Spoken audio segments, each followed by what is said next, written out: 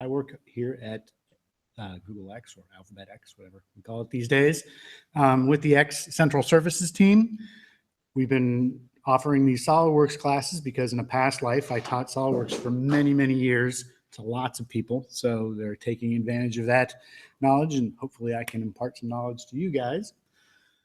What we're going to be learning about today is sheet metal design. Up here on the screen, I've got my little hydroplane that we've been working on. If you guys took my surfacing class or my weldments class, you'll recognize this thing, but I'm starting to flesh it out with sheet metal.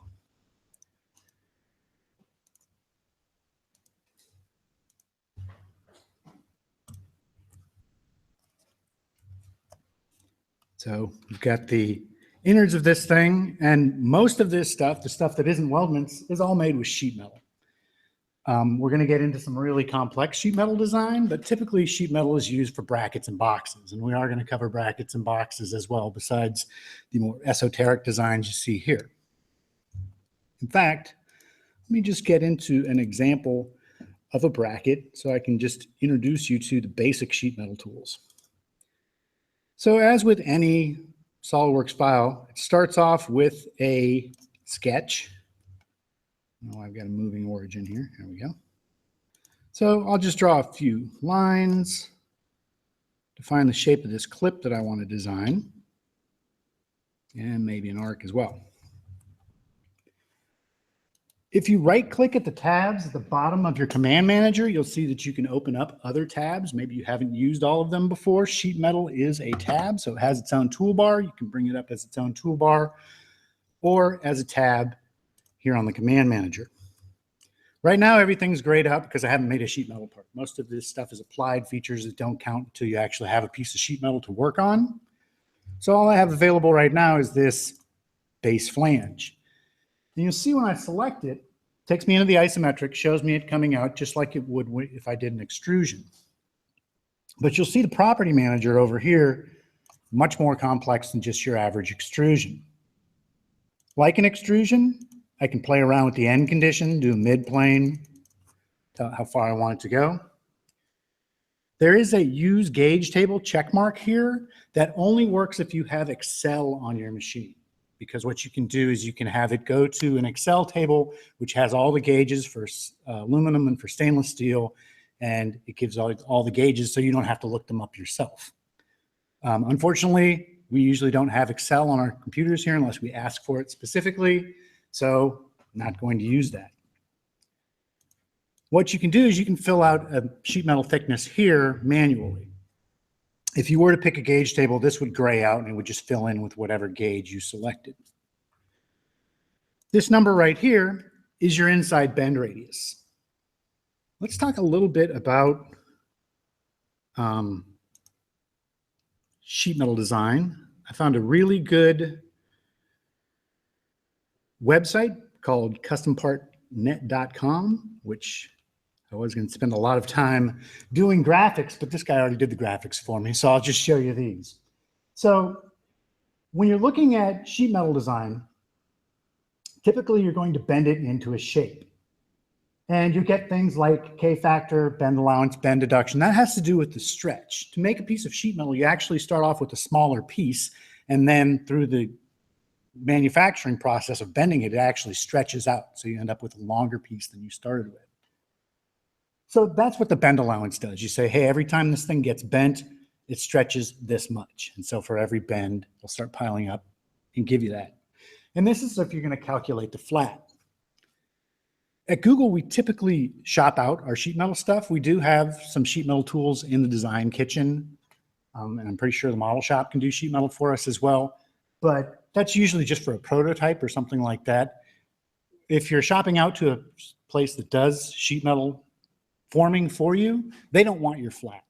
They just want your solid model. They'll figure out the flat themselves, because actually things like bend allowance and bend deduction actually have to do with the specific machine that it's being put on. The tooling that's there, the pressure that happens, how much it stretches, differs between the machines. You can just use a K-factor, which is a constant. It's a ballpark because it stretches about this much on any machine. If I scroll down a little more, you'll see this is a press brake. This is a typical machine that when people are making boxes or brackets or things like that with sheet metal, they typically use this thing called a press brake. And the nice thing about a press brake is if it's a mechanical one, it does the same stretch every time. And that's why you can put in a bend allowance and know that it's correct. As long as it's calibrated to that machine and to that gauge, you're going to get that number. Again, a really nice website. It talks about how the press brake actually bends the piece. It's got like a blade that comes down, bends the thing into a corner. Or you can do this white bending where it doesn't really shear it off, but it snaps it like that. Again, when you're using a press brake, it's mechanical. Every time you do that process, you're going to get the same bend every time off the same machine. The rules change drastically when you start doing other types of sheet metal forming. If you're going to put it through rollers, put it on a lathe that spins it and flattens it out, or do a deep draw where it's actually either stamping it or pushing it, depending on the thickness of the metal, really, really slow and hard. Those types of things are not going to be as mathematically similar as a press brake, where a press brake is going to do the same, especially when you're looking at rollers or you're looking at anything where they're doing it manually. If they're actually putting their hands on it and to stretch it, it's not as mathematically pure as a press brake bend allowance is. And here's the last one where you can actually build a form and stretch the metal over it. Again, those types of things, all bets are off because it's bending in more than one direction sometimes. And so the bend allowance is going to be different. So that's what this inside bend radius is all about. That's that blade or that tool that's in the press brake coming down. The smaller the tool, the smaller the radius is going to be. Also, the thinner the metal, you're going to be able to get away with smaller bend radiuses. But if you're using a really thick metal, small bend radius is not going to work for you. You're going to break the tool. If I take a look at this thing from the side, notice what it's doing to the sharp corners that I made. It's actually putting in that inside bend radius. If I were to measure this edge right here and this edge right here, that would be 2 millimeters because that's what this number is set to. If I pump this number up, you see the radius starts crawling off of the sharp corner that I had. If you have something that's already got a radius like this arc, it's just going to leave it at whatever radius you specified. So if you've got something that's not going to be using the same tool, it's going to have a different bend radius, then you can actually draw it into your sketch. Or you'll see that after I've created this sheet metal part, I can go in and edit bend for bend and key in whatever number I want for that bend radius. All right. Here's where that bend allowance comes in. On my bend allowance section here, my property manager, by default, it's set to K factor, which is, again, that constant that's like a ballpark number. From what I've heard of people in the industry, 0.5 is a really good approximation for steel. 0.45 is a good approximation for aluminum. But they also give you the ability to type in a bend allowance, type in a bend deduction, or use tables or calculations. Again, those are for people that actually have the press brakes in their shop and they have all sorts of data on what they've measured from that press brake doing on different gauges with different angles and things like that. So for us, since we're just building something that we'd like someone else to build, K factor is a good ballpark because what we're going to be using the flat pattern for is more to see if the thing can actually flatten out, that it doesn't run into itself when it flattens. Last thing here is auto relief. You're going to see what that means in a second here when I add a tab to this on an edge. So I'll come back to that one a little bit. Okay, but here's a sheet metal part. Here's my first sheet metal part of the presentation. You'll see that you get a little bit more than your basic extrusion. I ended up with 3 features on my feature manager tree with just using one tool. This first feature, the sheet metal feature, that one stores the information about the metal. What is the gauge? What's the inside bend radius? What's your K factor, bend allowance, that type of stuff that actually has to do with the material. This base flange right here, you'll see it's got the original sketch. And it's also got each particular bend. Again, you can go in and edit this bend and override the default value on any bend you want to right inside that feature. Or you can edit the sketch if you need to change it. This last feature comes in suppressed by default. That is where the flat pattern is stored. To get to it, don't unsuppress this. What you want to do on your sheet metal toolbar is press this flatten button. And you'll see that's what it does. It unsuppresses that feature, which houses information on how big of a piece of metal you need, called the bounding box. It also puts in bend lines. This is where the press brake is going to have to hit to make that shape, if we're using a press brake. Again, this round right here would probably need to be done on a roller. So these ones that are angular are going to be mathematically exact because they're using that bend allowance, where this one's more of an approximation on the stretch that happens. Any questions so far from people here? Any questions out in GVC land? All right, I guess I must be making sense then. Let me continue. Now that I've made a sheet metal feature, you'll see I've got a ton more tools that I can use, and we're going to go through these through the presentation. A very common one is called an edge flange. If I pick an edge flange and I pick an edge, I don't know why my graphics is doing this to me, but if I pick an edge, it creates a flange off of that entire edge by default. If you don't want it to do the entire edge, there's this button right here in my property manager that says Edit Flange Profile. When I select that, it takes me into the 2D sketcher. You'll see that my toolbar up here just turned to my sketch toolbar. And it's giving me this little readout that tells me whether or not the sketch is valid. If I click and drag these edges off of there, that's how you don't do the entire edge if you don't want to. What it has to do with this sketch is valid, if I have an open contour or overlapping geometry, that's when it starts giving me a warning, like, hey, you've got intersecting geometry here. I'm not sure exactly what you want for the tab.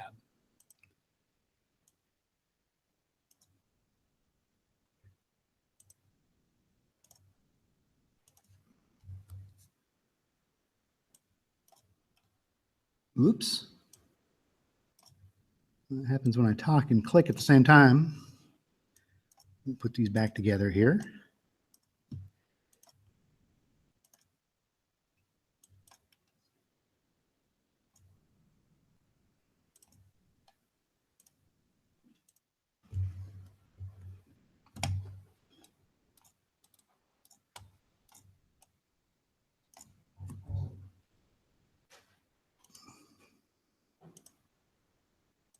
There we go. So once you I knew that I was okay right away because I saw that preview. If you don't see a preview, it's not going to work, just like when you don't see a preview on your extrusion. Same thing. When you build a sketch that doesn't work anymore, the preview goes away and you know, oops, I did something to that sketch where it's no longer valid. If it has shared endpoints, lines on top of lines, intersecting lines, all those things that won't let you extrude, also won't let you make an edge flange. You can do nested contours like that. If I want to have a hole in the middle of this, I can design that all right in this sketch. Now let's take a look at how this thing is coming off of the part. If I go back into the feature, I just click on it, choose Edit Feature, like any other parametric feature. You have these choices for flange position. All sorts of positions I can do. I can actually have it be offset some distance from the piece. I can have it go to the inside, so it's flush with this face, to the outside so that the back is flush with this face, or one bend radius out. You'll notice that when I go towards the inside, on my preview, I start getting these little, it's kind of hard to see because it's yellow, but you'll really see it when it's not. That is what that auto relief does for you. And the reason it does that is if you've got a thick piece of steel or a thick piece of aluminum and you don't put that relief in there and you try and do that bend, it's actually going to crimp the corners where that happens. It'll put the bend in, but you're going to get mangled metal right here, where if you make those little reliefs, this piece will stay flat. I'm not going to get any warping on that corner there.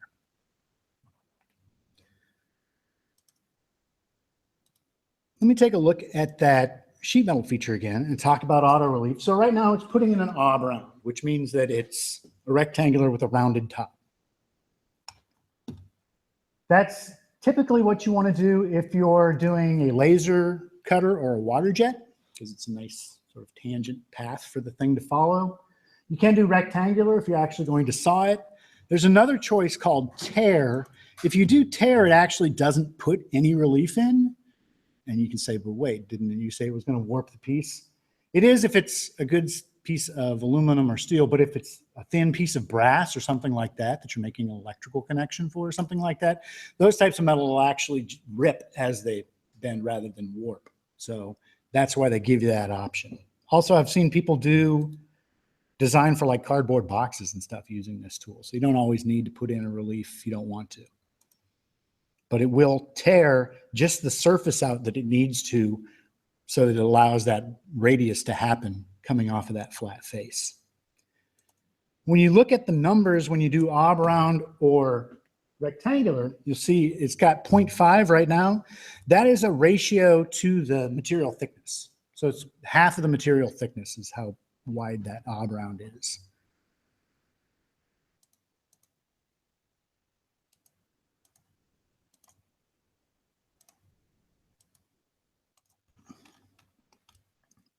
Okay, so there is sheet metal pieces here. You can do things like do a mirror with a sheet metal feature. It's really finicky though, because you have to have the same conditions on the other side. It truly has to be a symmetrical part. If I had done a cutout here or something like that, it wouldn't work because it needs to connect to the metal. But since this is a truly symmetrical part, I can get away with, as long as I pick the correct mirror plane, with it mirroring. And it will flatten out both of those features. There's some other sketch-based features that you can use as well.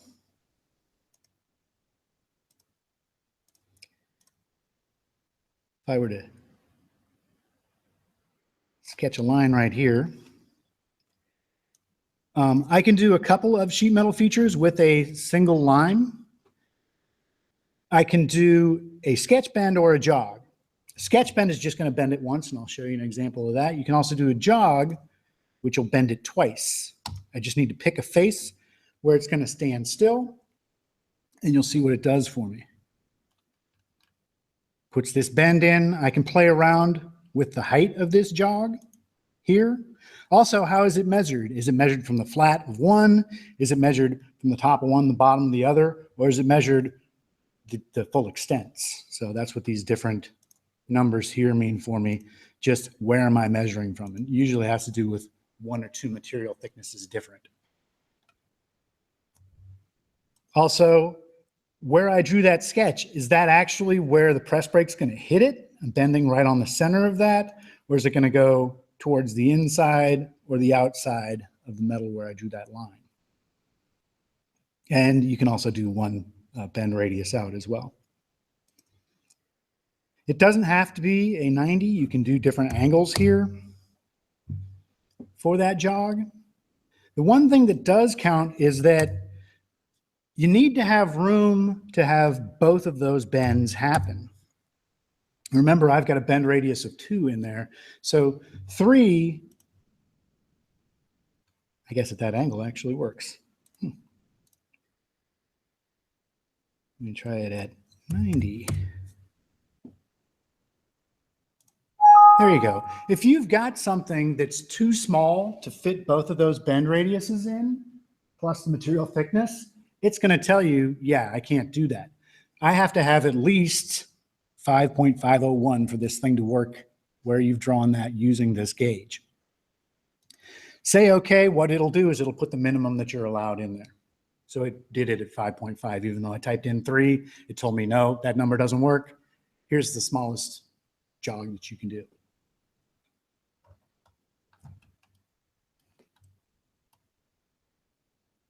All right, you can also cut into sheet metal.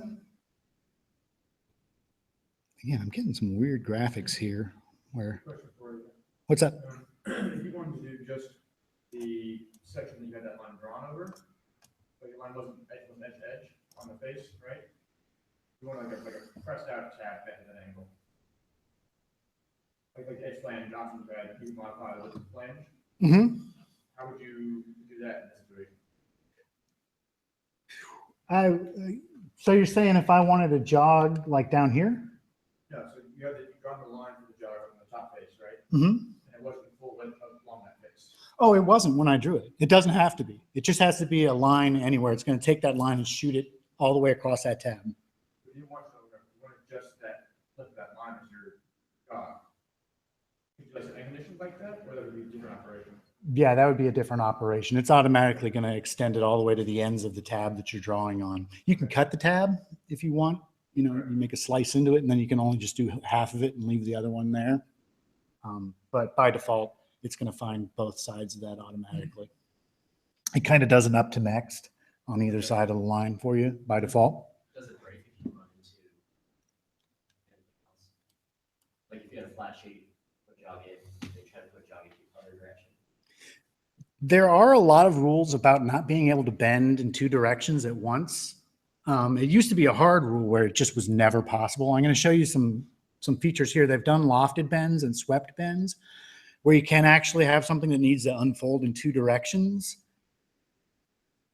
So that was not answering your question. The answer to your question is no. You can't put a jog on a jog. But the reason I said it that way is because the answer used to be you can't do something bending in 2 directions. That's not always the case now, but it still is the case. Jog on jog, it just can't do the math for it. All right, I can also do cuts onto sheet metal. Did that answer your question? Oh, I'm sorry. I do this all the time because I'm looking at you guys. They don't know the questions that you're asking me. The questions that people asked me were about jogs. One was asking me, can you do a jog that just goes partially across a tab? You'd need to split the tab to do that because it wants to do the entire tab. The other question is, can you jog in 2 directions, like in direction X and direction Y? And the answer to that one's no. Okay. I'm going to do a cut here. And there is a new option in my extrude cut. I'm just using the regular extrude cut that you use in features. But when it sees that sheet metal feature in my feature manager tree, it automatically gives me this choice right here. So length to thickness is nice because if the thickness change, the cut always goes through there, which is different than through all, because if you go through all and there's metal on the other side, it's going to go through the whole part. Up to next is actually the same as length to thickness, but it's faster for SolidWorks to calculate it because it's using a number rather than actually taking a look at the geometry. What number is it using? Well, I didn't show you this. I showed you the fact that I got 3 features for the price of 1. It also gave me these things up here. It starts a cut list because we can do multi-body sheet metal, and I'll show you an example of that a little later, where you can have more than one piece of sheet metal so that you can make sure that stuff fits together. But it also puts an equation called thickness in.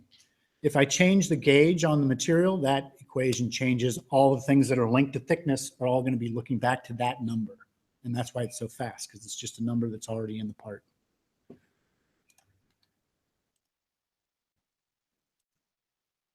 Okay, one more sheet metal feature I want to show you on this is something called a hem.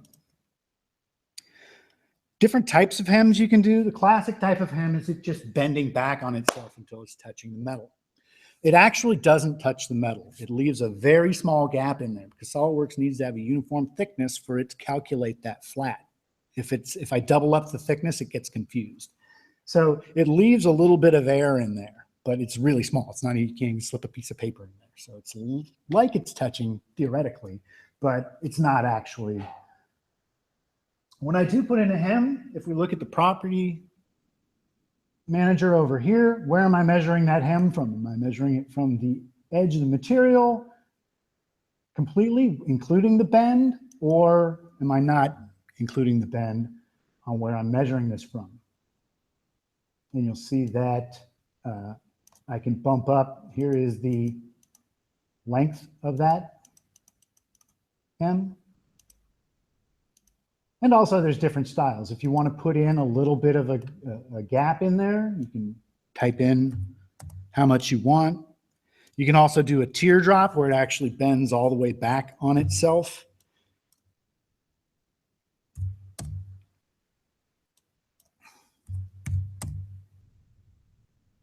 Oh, whoops, that is the wrong angle. That's the wrong number.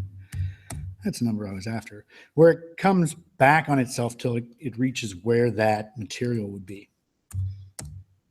There we go. And another one that you can do where you just specify what angle and what radius you're going to do. This one's popular when you're making stuff that goes into the food industry because you don't want to actually bend a piece of sheet metal because there's going to get crud stuck in that corner.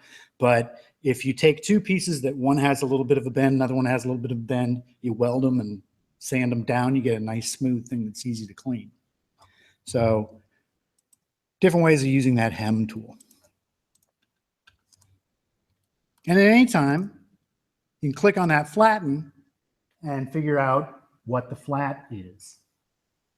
Take a look at that box though. That looks a little bit off kilter right now. SolidWorks is kind of terrible. Any computers, when you give it a choice to guess, I know here at Google, we're trying to fix that where they guess better, but sometimes they just make a poor guess. Because I've got that hem going at an angle, it started the rectangle sort of at an angle to that hem, and now it's all just discombobulated. I do not need that large of a piece of metal to make this thing. If I go back into the flat pattern and edit the feature, I have the choice to pick a grain direction.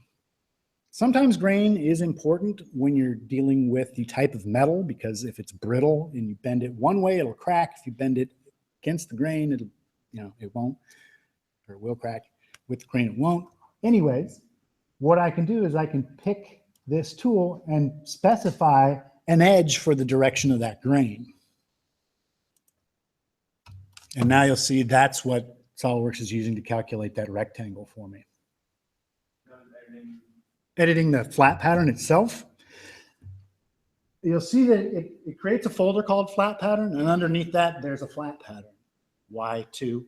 Again, because of that multi-body thing. If I have multi-sheet metal bodies, each one of them is going to have its own flat pattern. So it starts off a folder and says, okay, here's your first flat.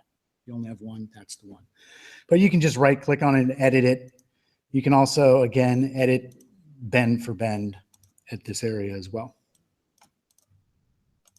Okay, but that was the quick half-hour nickel tour of sheet metal using a base flange and tabs. Oh, one more, I forgot. How could I forget? This base flange tab, why has it got a slash that says flange or tab? Because it's one that can use 2 different features. If I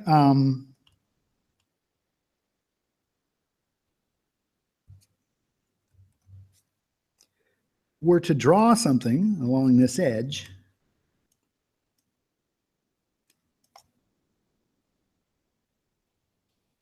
okay, good enough. It is so weird. I don't know what's doing it. It's got to be with the graphics through the thing here. But if I draw any shape, if I've already got a sheet metal part, I draw a shape and say, I wish I had more sheet metal over here.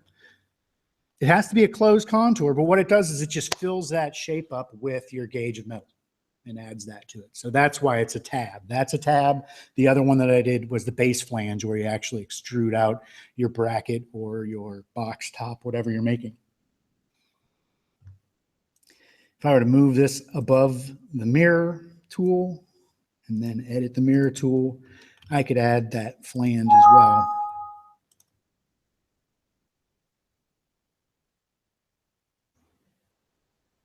I thought I...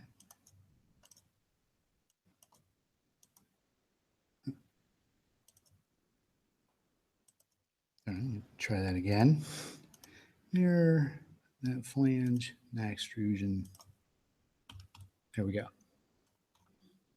Okay.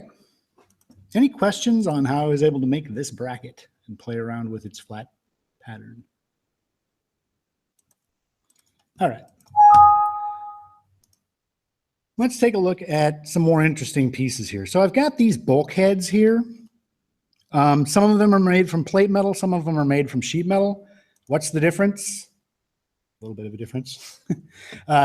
Sheet metal is something that can be bent. You can put it in a press brake. You can easily bend. Once you get over a certain thickness, like a 1/4 inch is good for steel, they don't consider it sheet metal anymore because you're going to need a giant tool to bend that thing. All of a sudden, it's become something that you can cut into shapes, still flat like a piece of sheet metal, but it's much harder to bend or roll or do any of those tricks with.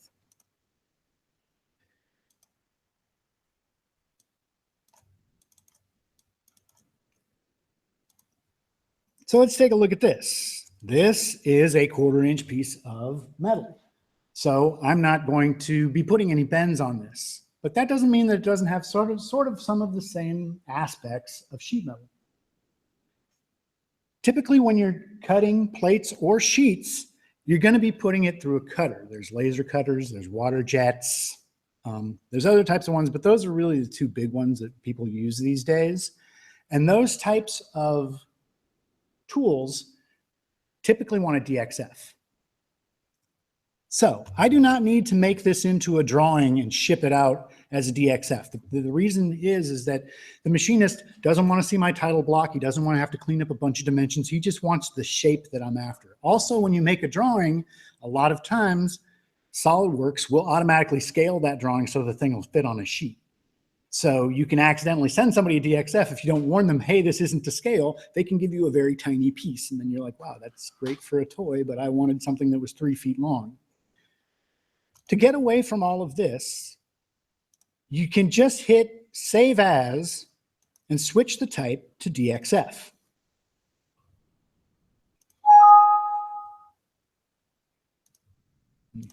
Save it somewhere else so it doesn't bother me. When I do hit that Save As DXF, you'll see that it brings me into a property manager and asks, okay, what do you want to make a DXF of? It's set to annotation views. I'm going to set it to faces and say, I want that face to be my DXF.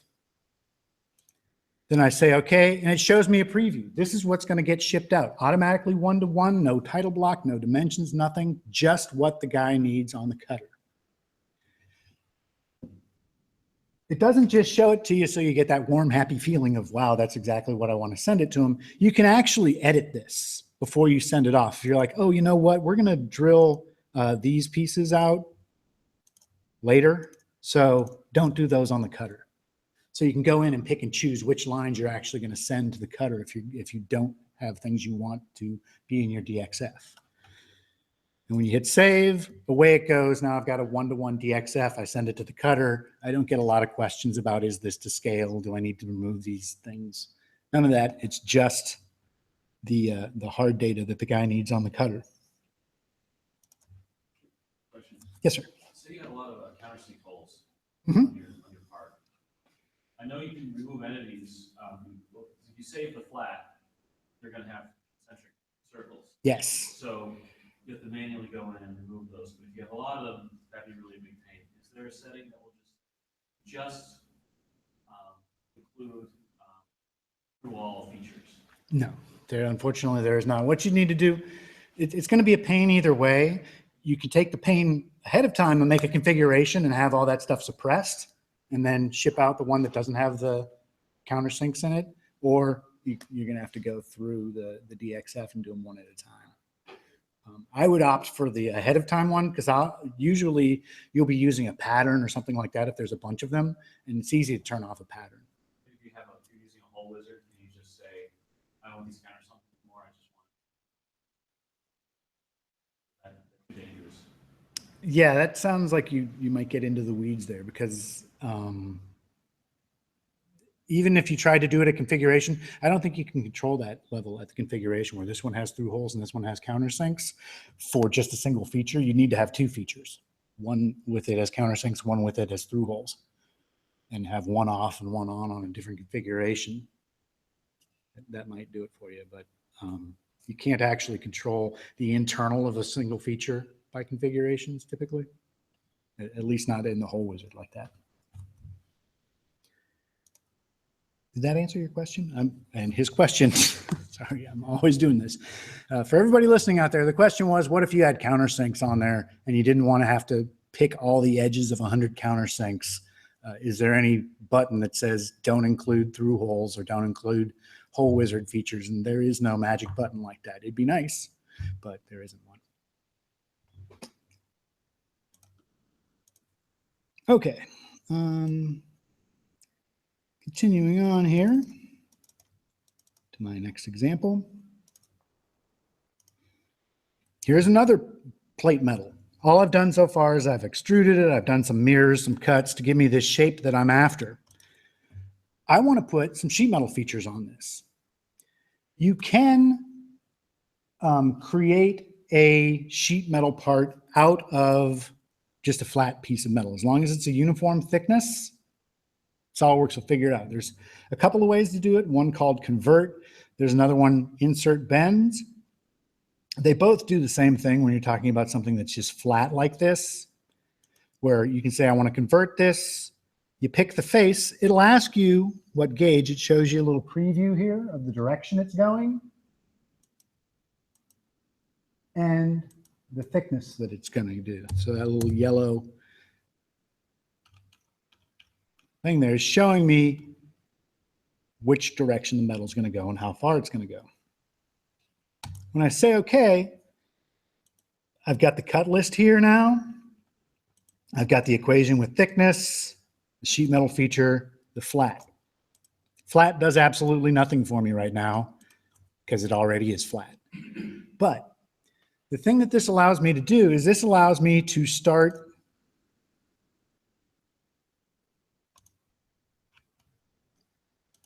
there we go.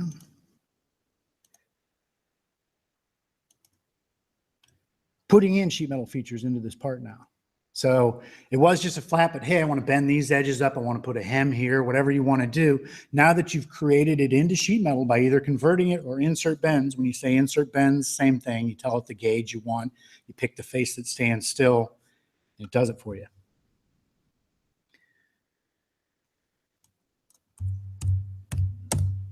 Now, just like any other solid model, SolidWorks can make things that can't be made. This is one of those. That's why you want the flat pattern. Again, if you're sending something out to a shop to do flats, they don't want your flat pattern. But you still want to investigate your flat pattern from time to time to make sure it doesn't do this. In earlier versions, if you guys are on 2014, 2015, it would actually flag the flat pattern with a red dot to tell you, hey, there's an error in your flat. It doesn't do that anymore. Unfortunately, I kind of wish it did. But what it does, you'll see that when I flatten it, it goes to wireframe. That means it's no good. If I go in and edit this feature and say, oh, geez, this is way too long. How about it just comes out about an inch? Now, when I flatten it, it's still solid.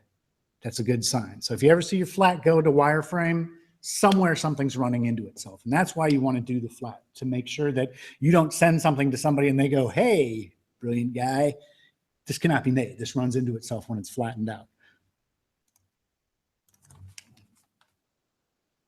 Is there an easy way to see that the cutout that you have there? Is there an easy way to just take that shape on that bend? Actually bend that shape, that little triangle shape. No, I get what you're saying. Again, what you need to do, there's not an easy way. Okay. He's asking, can I get the perfect shape of this cutout to be the shape of this, so that when it unfolds, it pretty much fills in the metal. It's just like a little gap in there. What you need to do is you need to actually edit this sketch and draw that shape into there. Since it's not a fast one, I'm just going to eyeball it in here to give you the idea of what's going on here, but I can make whatever shape I need to here, as long as it closes again. Now let's see. So that's what you need to do. You need to actually draw the shape that you're after, which You also make a cut and then only put it in. Yeah, you can do an offset sketch. no. What? So I get what you guys are saying. The question is can I make just like a thin cut and then bend a piece of it? And it gets a little dicey there. I'll show you an example.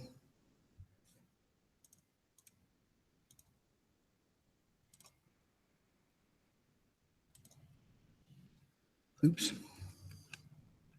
Forgot to set that to construction. Now it should work for me. There we go, link to thickness. So you want to bend that piece. It's better to cut this out and use an edge flange. It's just a little easier. But Can you like trick the vent tool? Say set an angle for your vent to be an offset? I'm going to show the vent tool pretty soon. So no, not really. But I'll show everybody the vent tool and they can see what you're talking about. But I get what you're talking about, and it's clever, but I don't think it's going to work. I don't know if this is going to work either, but I'm not afraid to try things live. There we go. Yeah. There used to be a problem doing this earlier. That's my problem. I've been using SolidWorks for so long. I remember all the old things it wouldn't let you do. It used to extend that line all the way and bend the whole thing. Now it actually allows me to do an internal bend like that. So either way you want to go, I never did. Why is there two things here? Was it? All right. The reason that there's two bend things there was because, again, I'm clicking and talking too fast. When you do the convert entities, you have the choice of whether you want to keep that body or not. If I had checked that off, the body would have disappeared when I converted it. Sometimes you want to leave it behind so you can continue working off of that like conceptual solid. This is not one of those times, so I just deleted the body manually. But okay. Yeah, you can do that type of thing where you can make a cut, put in a sketch bend, and bend the thing over. Did that answer your question? Yep. Okay.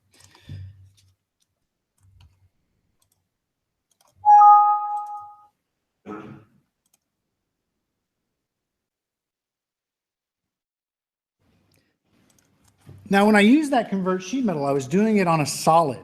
You don't always have to use solids on your convert sheet metal.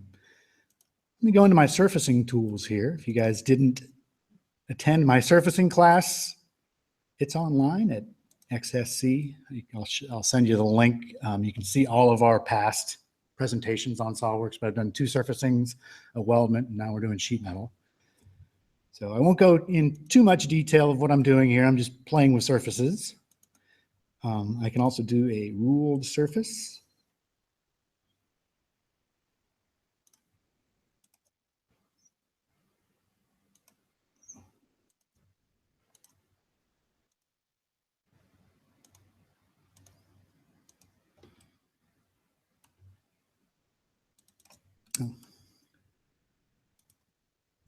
Okay, so I'm shooting this thing out perpendicularly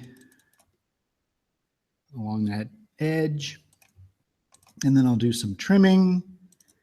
I do a mutual trim, pick a couple surfaces.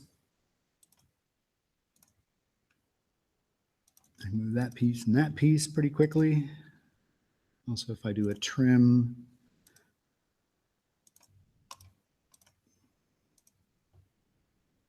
and just do a standard, I can use something like a plane as a cutting tool. And there we go. I've got this half a thing. This is the bulkhead and the arm that goes out there to support the wings. I can turn this into a piece of sheet metal as well. So you don't always have to have it as a solid.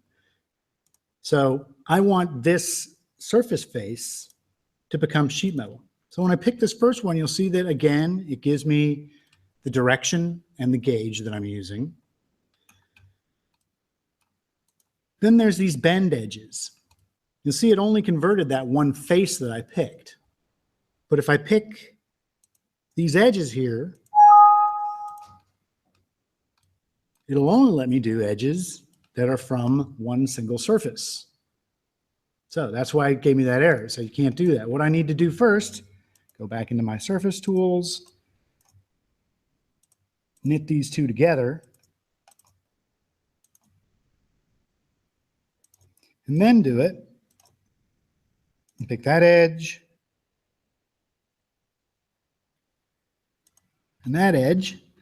And you'll see it's putting in that minimum bend radius, or that inside bend radius, I should say, onto those lines that I selected and taking that whole surface and turning it into metal. Well, turning it into solid geometry. Conceptually, it's metal. You can do, again, like I said, you can do mirrors when you're dealing with sheet metal. Before I was mirroring sheet metal features, which is a little dicey. Like I said, the thing's got to be completely symmetrical for any of those to work. If it's just off a little and it can't form up, it'll fail. But you can also mirror the entire body. So usually when you do the entire body, it's a good idea to pick the face of the metal and use that as your mirror plane. And you see it mirrors the entire body over there. Yeah, I don't like using the plane because the plane can change, but that face is always going to be the piece of metal, so you know that it's going to work. When you do your convert to sheet metal step surface, is there a way to control which direction each individual surface offsets? So let's say you have a surface that fits parts of an assembly, but only if, like say, this surface is touching one part and this surface is touching another part. And if as you change the thickness of the sheet metal, now you have a gap. So then you have to go back. I get what you're saying. Okay, his question was, when you're doing the convert sheet metal, you'll see that because this one was going this direction, these two both went this direction. But what if I wanted this one towards the inside? That's right. You're not going to be able to do it. It is only going to go in one direction. It does have some, what you need to do there to get what you're after is you need to do an edge flange off of that one where you can pick inside, outside, one bend radius out. You know, you've got more control over exactly where that flange is coming off of there. When you're doing the convert, it just says, okay, I'm thickening in this direction or in that direction. It's a binary thing where you don't get to play around so much like you do with an edge flange, where you get a lot of control of exactly which side of the metal you're going to. You go back and edit that individual bend later to do like your outside versus inside bend. Because your bend radius is the same as sheet metal thickness, and you can come back and say, this. Right, but you need to do that at the surface level. I would want to design the surface, you know, where I'm designing all on this side of the surface or on that side of the surface when I do my surfaces. And then I wouldn't have to worry about that.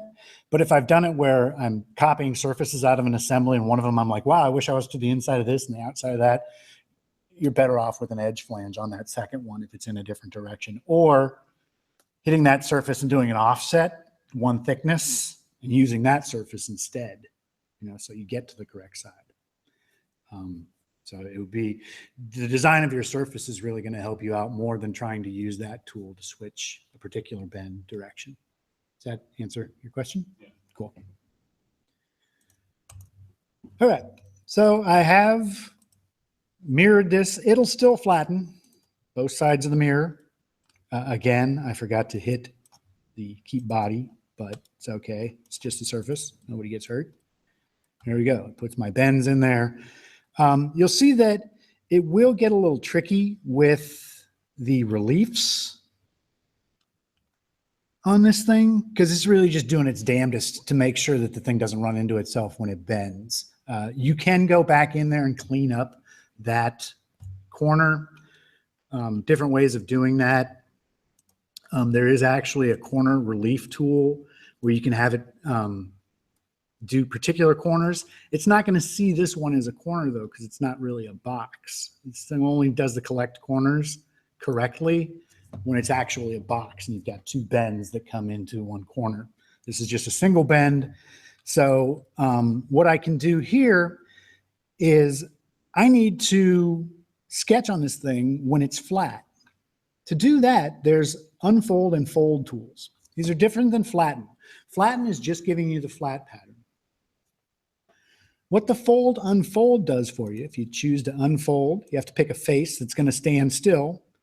And then you can pick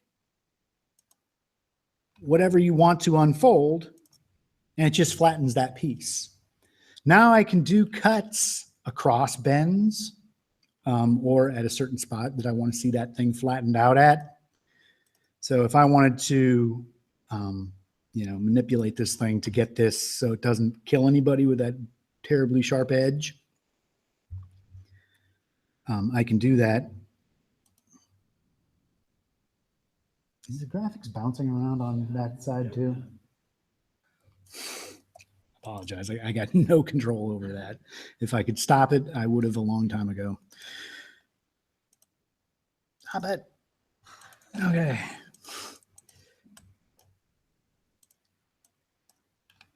I think I got it all right there. Yep. So again, I can cut there, or I can also, again, do something that goes across a bend if I really wanted to.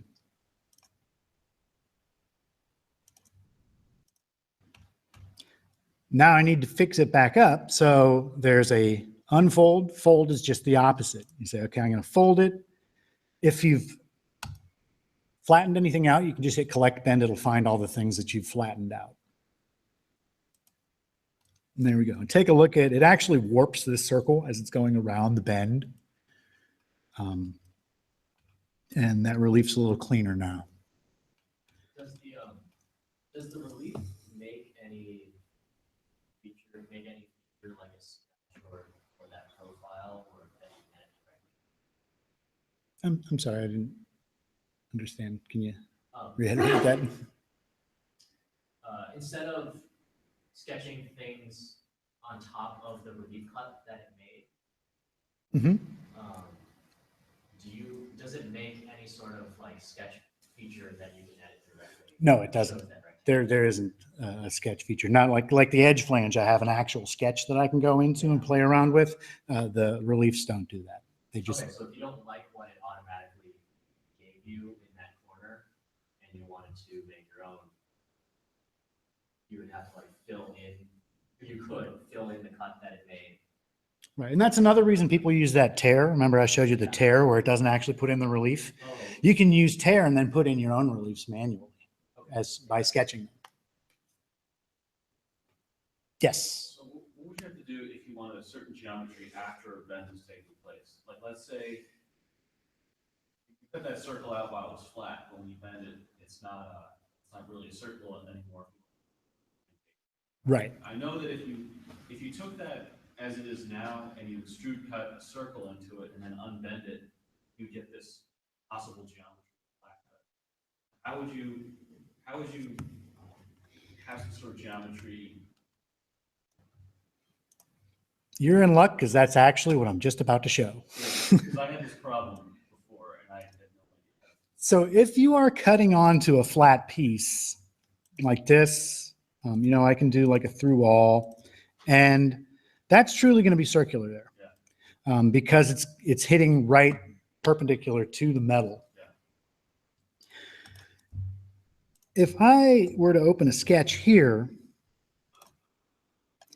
and draw some circles,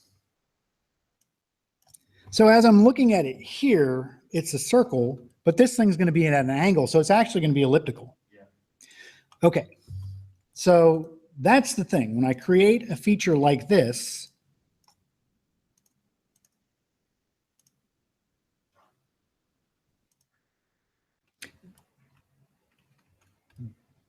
again, when I flatten this thing out,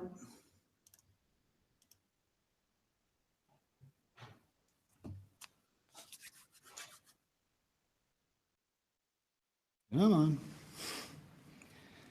on. It's going to be an ellipse. I hate to kill the suspense here, but this thing is not truly a circle anymore. In fact, when I select the edge, you see it doesn't go all the way around, doesn't pick a circle. I can put a radius on that. If I try and dimension to it, it's elliptical now. So that's what you need to do. If you're cutting at something that's post bend, you want to do it in the bend. The only time you use that unfold is when you want to make sure that the thing's in the flat. So that gets to the question, like you said, where it's something really difficult, where they're going to need to laser jet or water cut that. They're not going to be able to do it with a drill because it's not a circle. If you want something that can be done with the drill, you need to flatten it out and do it perpendicular to the metal. Is that getting to your question? Sort of. So I had this part where I had something that had to pass through. Like, say you have, in your case, you're making a, and say your conduit pipe has a certain diameter, and your sheet metal is, you want it to be relatively tight, your sheet metal is relatively thick. You're going to have, that circle isn't, those cuts aren't perpendicular to your workpiece because you made it at an angle. Is there? That's a setting. So if I go back into the cut, and again, this is actually what I was just about to talk about. So you're in luck. See that normal cut? Oh. That's on by default. What normal cut does is it automatically makes sure that it's going in perpendicularly to your workpiece. So if I go into, let's say, hidden lines visible, and I took a look at this, when I have that normal cut turned off, it's going at an angle now. And so it's not for real, because if you're working on the flat, you're not going to have the water shooting in at an angle. It's going to be coming straight down. So if you go into this and turn on the normal cut, you'll see now it's actually perpendicular to the material itself. So that's what you want to make sure. And it's on by default. So usually SolidWorks realizes you're going to flatten this out. You want the thing going straight into the metal. Even if the cut's coming in at an angle, where it hits, it goes perpendicular into that workpiece. Now, does that answer your question? It does. Excellent. Does that option appear anywhere else besides sheet metal? No, it's the only place that it does it. His question was, is there a normal cut when you're not in sheet metal? And unfortunately, no. You have to build a plane or something like that onto it if you're going to do it using that. Okay. So this bulkhead is going to have, we're going to be living in style here. It's got heat and AC and stuff like that. But the thing is, we need to get the air either out or into the cockpit from this bulkhead. So there's a few different tools that we can use to do that. One of them is called a vent tool. And you can use the vent tool. It doesn't have to be on sheet metal. You can use it in plastics or whatever. It's a sketch-based feature. So I'll start my sketch. There.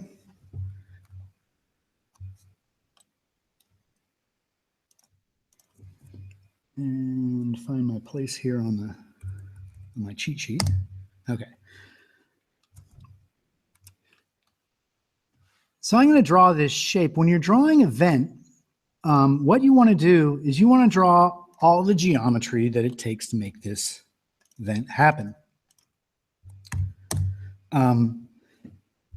Typically, I never use a sketch-based pattern, but in vents I do, because it's really the only way to go. When you're using a sketch pattern, you can only do it along the X and Y because you're on a sketch plane, obviously. So those are the directions.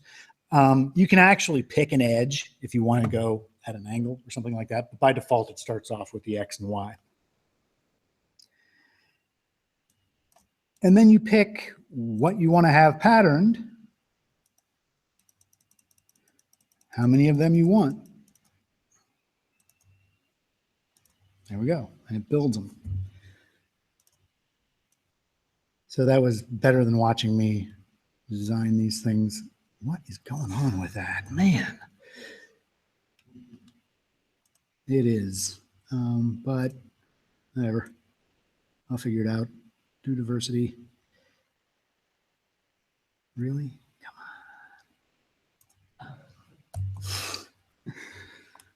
Okay. Literally trying to hit a moving target. Can I do it? Yay.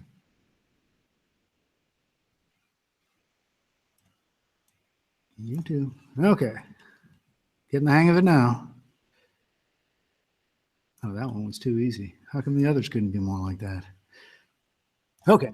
So draw a shape here. You can actually draw as many pieces as you want. They don't have to be arcs and lines. You can put in splines here. You can get really crazy with your shapes. You can even put a shape in the center if you want to leave like a piece. A lot of times people do that on fans for computers and stuff like that, where they've got a circular metal that they keep in. You can draw in an area that it'll fill in as well. And with this vent tool, what you want to do first, and it's a little easier on this one if I pre-select the geometry.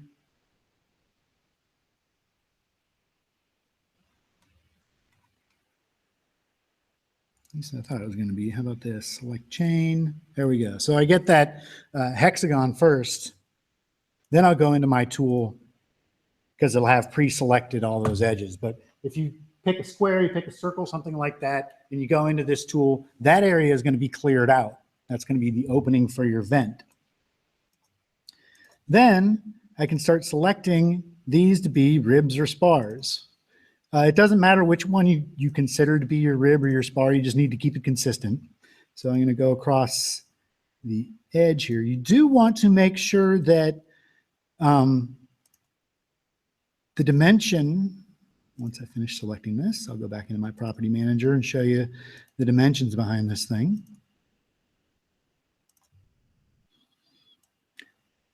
We've got a few dimensions here.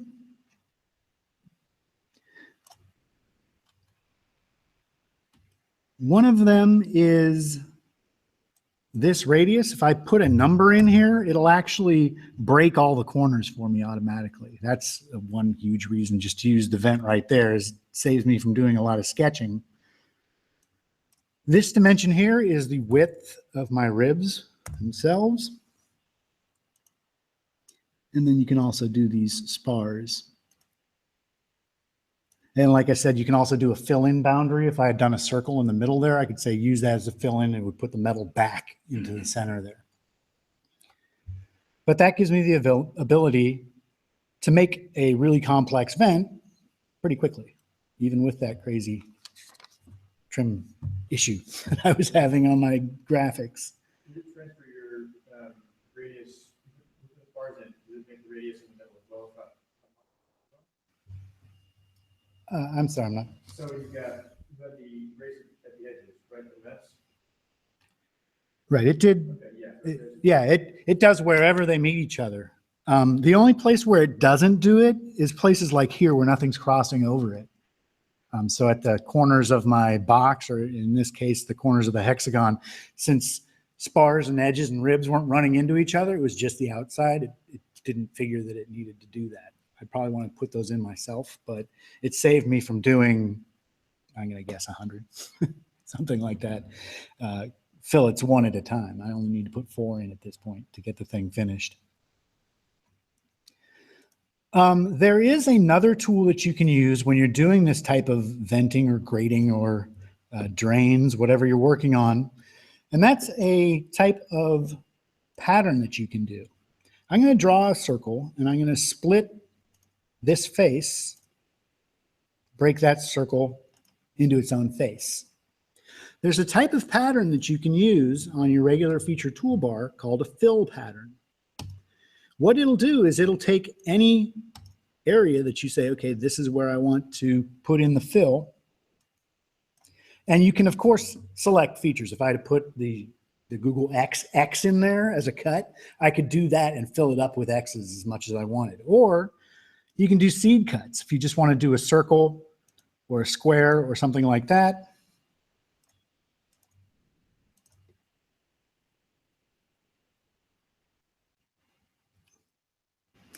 And what it'll do is it'll fit as many of those as it can in. So if I change the diameter on that, it puts more of them in there. Do be careful with this because the The rebuild time on these things is disastrous. You can go from a part taking a couple seconds to rebuild to taking several minutes to rebuild, depending on how many holes it has to cut. Also, this number right here, you can actually have it start a certain distance away from the edge. So now it's 5 millimeters in towards the center of that, so it's not actually touching the edge of my face. If you leave it at 0, it'll put it as close to the edge as it can. You can also change, right now it's got like this, wow, there's a lot of those. Lessen the roar here. It's putting in like a checkerboard pattern. You can have it put in concentric circles, put in a grid, put in a circular pattern, all kinds of shapes that we can do as far as that goes. All right, so a couple of ways to make this thing breathe. I can use the vent pattern, which I can draw a fancy vent and have it fill up. I can say, okay, this area here, fill it with holes. That's another way I can do it. You can also punch shapes into there. If I go into my design library, the default design library inside SolidWorks has this one that's a different color than the rest. It's because it's a forming tool folder. You can set any folder and right click, set any of these as a forming tool folder, but one comes with it by default. Anything that's in this forming tool, what it allows me to do is it allows me to punch a shape into there. I can choose which direction it's going to go, as well as the angle that I want it at. If I go into the position tab, this is where you can put the dimension to where exactly you want it to be. So it's pretty much just like the hole wizard, but instead of putting in a hole, you're putting in this shape that gets punched into your metal. So there's a louver. And just like any other feature, it can be patterned. I just got to tell it direction 1, direction 2.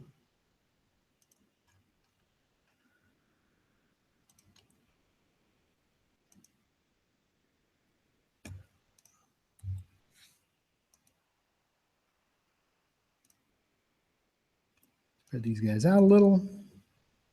Don't need that many of them.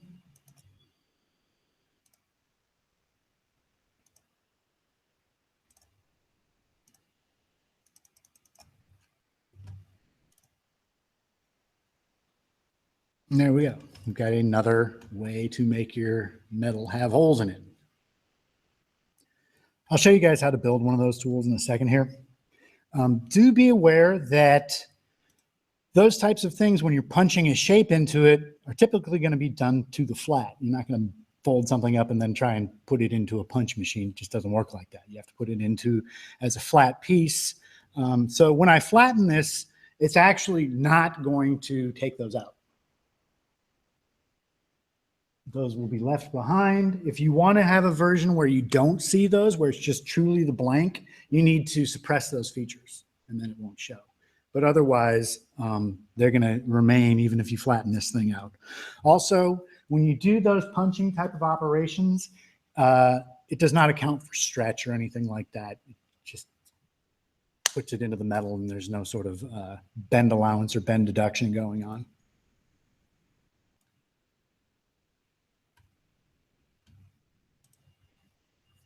Okay, any questions on that part? Yeah, do sheet metal vendors have standard forming tools? I know it seems like it would be a custom tool that you have to have made. It definitely, there is a physical tool that's going to have that shape on their floor for you to be able to do it. I don't know of any like standard library or anything that you can go look it up. Right, but you need a physical different punch if you want, oh, I want this to be an inch longer. They can't make it an inch longer. They have to go make you a new tool. Oh, I know. I mean, Okay. yeah. How would I find out what's common and what isn't? Right. I'm not sure. You'd have to do some investigations. There isn't anything in SolidWorks that has, I mean, they've got some basic shapes that people use a lot, like lances, and these are all loaded up with SolidWorks. But you see the louver, it only has one size. If you call up your vendor and say, hey, what louvers do you have? That would be one way of doing it, certainly. Because even if there is standard size, that doesn't mean they actually own them or have them on hand. They would have to order them or make them themselves. You can open this thing up. It's just like a regular part. And I can go in and change the dimensions on this thing if I want to change what size the louver is.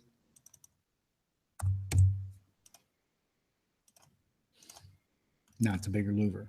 But again, they're going to have a corresponding tool on their end. So even if you did find a website that was like, hey, here's the standard US louver sizes, there's no guarantee that your vendor has all of those. So you probably want to have a conversation with him at any rate to find out what sizes they have.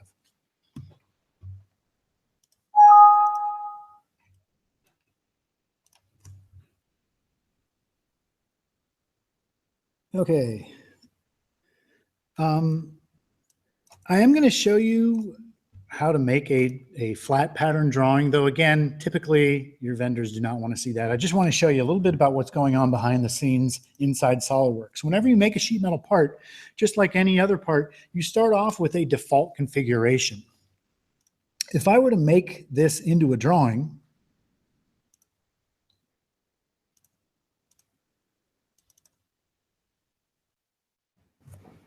it takes a second to bring up the drawing.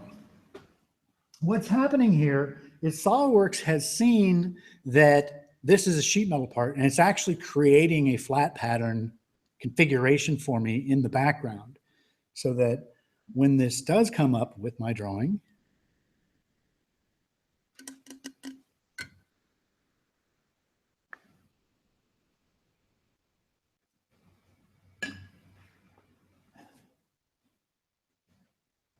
wow.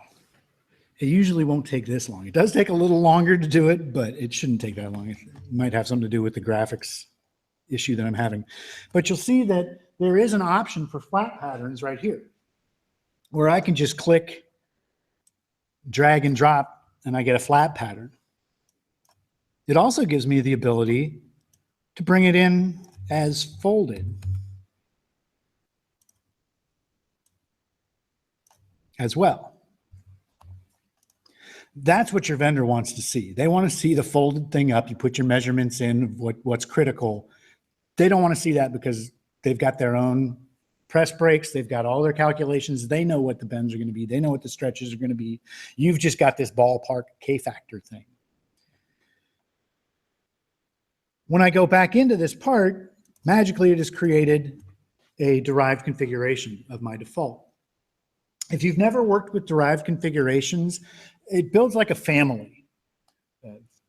Pro used to call them family parts, something like that, where if I make a change to the default, if I cut a hole in that, the hole's going to go into the flat pattern as well, where they're linked together, where if you just use regular configurations, that link isn't there. Also, if you make your own configuration of the flat and then somebody makes a drawing with the flat, now we've got two flat pattern configurations. Which one's right?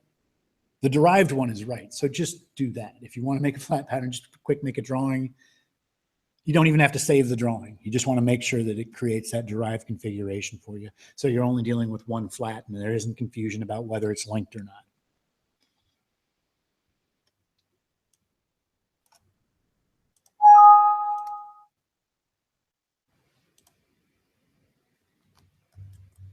Okay, how much stuff do I have open here?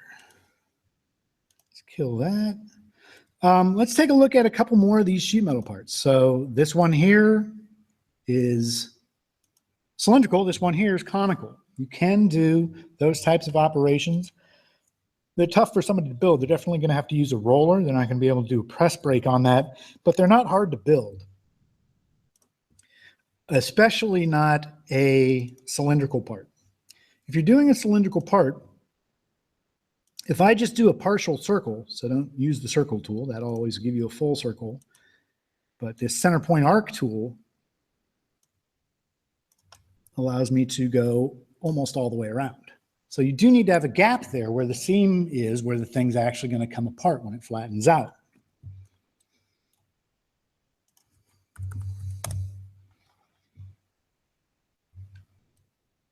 All right. Typically, I'd put a dimension in there, call out exactly how big of a gap is there, but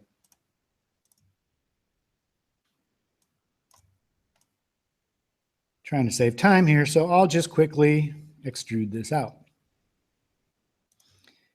And that's how you do a cylindrical piece of metal. I can do fold unfolds, cut things up. The only thing you can't cut up is you've got to leave one of these straight edges, because that's how SolidWorks is calculating. It's holding a single flat edge or straight edge flat and then unfolds it from there. If you cut away that straight edge, it's got nothing to hold still while the rest of it unfolds for its calculation. And here's the calculation. This one's a really good example. Here, if I go into my measure tool, you'll see that this is, the arc length here is 1385. If I flatten it,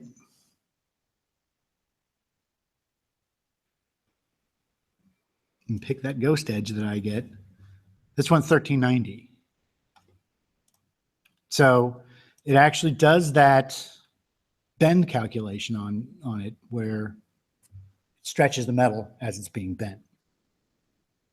So you always want to have a shorter piece than you need to start off with, because the actual physical production of this thing being rolled is going to stretch the metal. Conical's a little more difficult just because when you do the extrusion on that base flange, there's no with draft like you get with a regular extrusion. It just doesn't make sense for what we're doing here with the sheet metal. So if I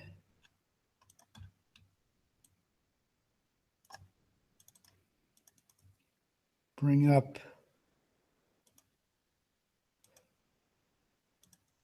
this one, this part here, all I've done here is I have done either a thin revolve or done a surface and extruded, but how I drew these shapes was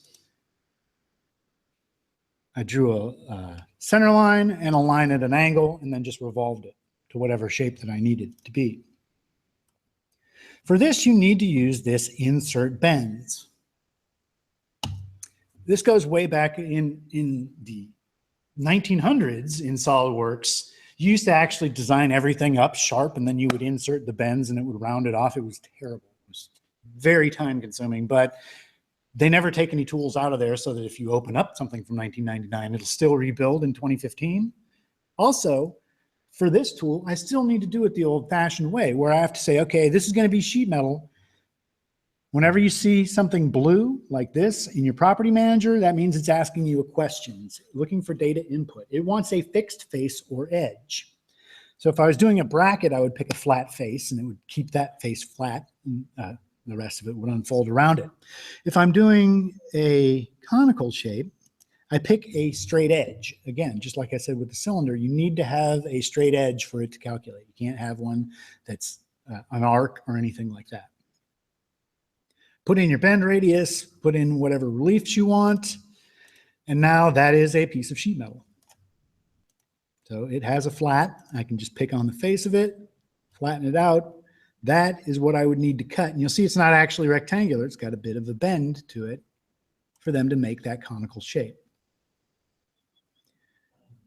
You can actually get as complex as you want with that. You'll see in this one, I not only modeled the cylinder, I modeled the flanges. I actually did a revolve and then extruded this out as a straight edge.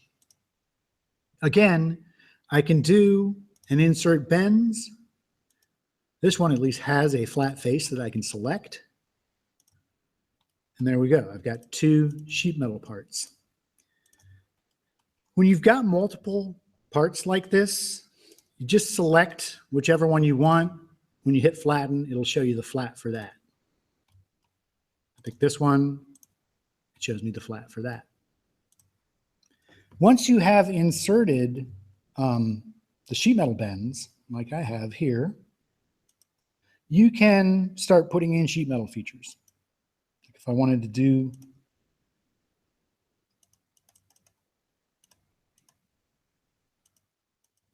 a hem here. We can do that where it's going to grab the side of that pole that's on my frame. Or with this one, I can do an edge flange. The profile. Now, when you do an edge flange, by default, SolidWorks always builds a rectangle, a true rectangle, horizontals and verticals on the sides. Okay, I can delete that and make it at an angle if I want to do that. You can even, relate it to geometry that's around it. I want to make sure that's parallel to this other piece. I can do that.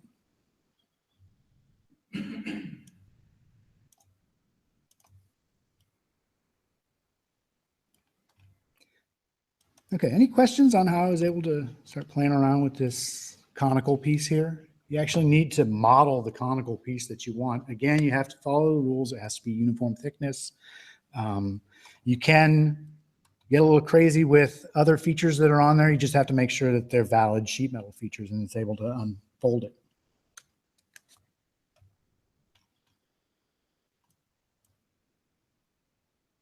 Another time you might want to use that insert bends is like with this seat here. Is also made out of sheet metal.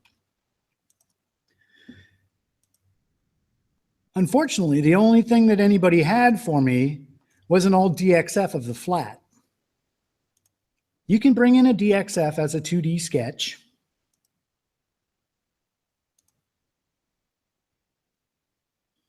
And there we go. This will automatically come up anytime you bring in a DXF. It thinks I want to make a 3D part out of it. It's mistaken. I'm just going to make a sheet metal part, so I don't need any of those tools. I could just turn this into a base flange. But now I have to go in here and start bending it myself. The DXF was nice enough to have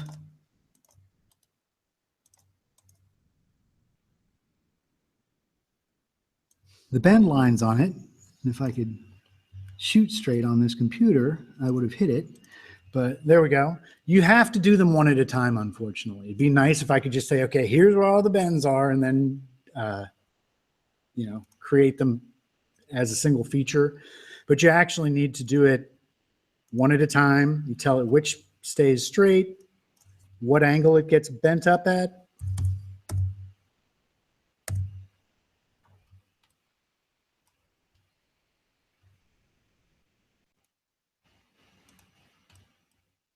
Did I?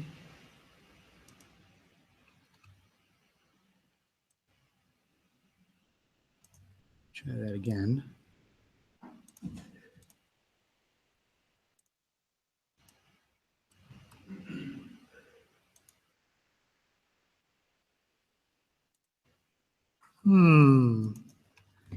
Okay.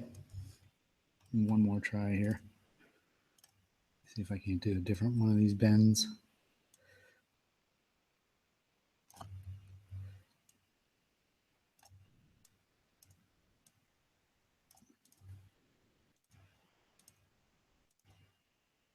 There we go. I guess I was just putting the other one at the wrong time. Or crossed over some geometry or something. But you see that I can switch which direction it gets bent or at what angle that happens. But again, I'm going to have to go through here and sketch each bend one at a time and do them as their own feature. Kind of a pain, but very rarely is that the case where all you've got is a flat.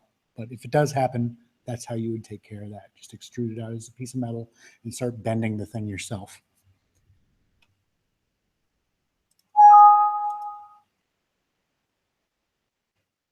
All right, these wings are actually sheet metal pieces as well. And if we take a look at them, you see they flatten out except for that because it's a punch. Even this piece right here, which is certainly much more complex, will flatten too. So let's take a look at how I built these.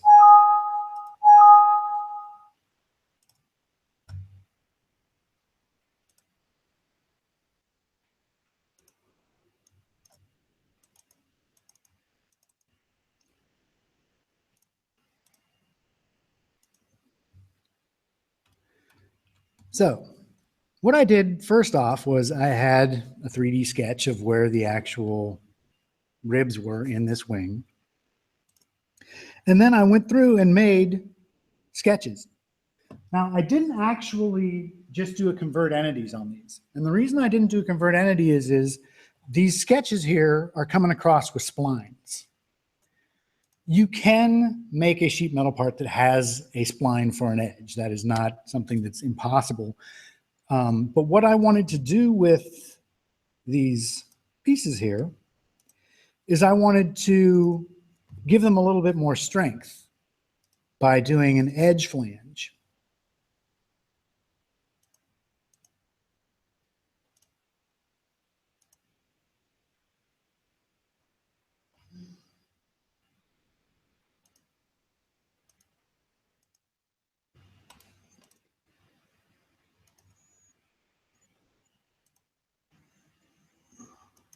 Man, this thing's going to drive me crazy.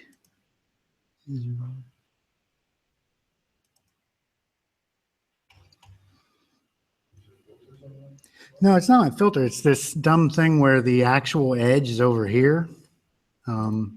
Keeps coming back to bite me. There we go. So I just have to figure out, because there's two pretend edges over here. If I was really picking on the model, I'd be able to figure out where I was selecting, but picking these ghost edges is giving me fits. So I'll just pick a couple of them. They need to be either lines or arcs, and they need to be tangent for it to continue all the way around. So that's why I went in to my 2D sketches and actually traced arcs over where the splines were instead of using the splines themselves, because I wouldn't be able to shoot these edge flanges off. If I just wanted a flat piece of metal, the spline would be fine. But the fact that I wanted to put an edge coming off of it, it can only do that calculation with lines or arcs. And this is one of those times where we start getting away from the old thing where you couldn't have it bend in two directions. It's bending along this way, and it's also bending where the sheet metal bend is. So this is where we start to come off of the page of how this thing's going to be made. Probably not going to be a press brake. They're probably going to need to stamp it. Also, I want to put in a forming tool right here. So I'm going to build one on my own.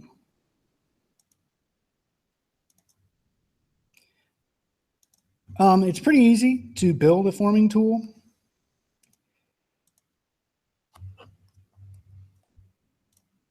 I'm going to sketch. There we go. The first thing I need to do is I want to build a shape. Starting to get better at this, where it thinks the line is. I want to put a base for where the forming tool is. It doesn't matter what size it is, what shape it is, anything like that. It just needs to have a flat face where the thing's going to slam up against the metal. And then I want to build that shape. So remember that louver that I had before? That's what that was. It had a stopping face, and then it had the louver shape on there.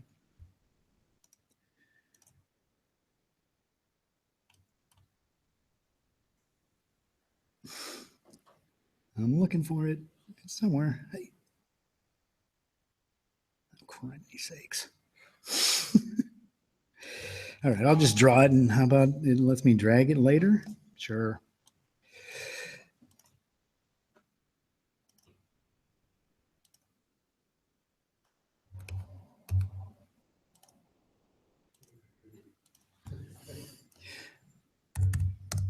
Okay.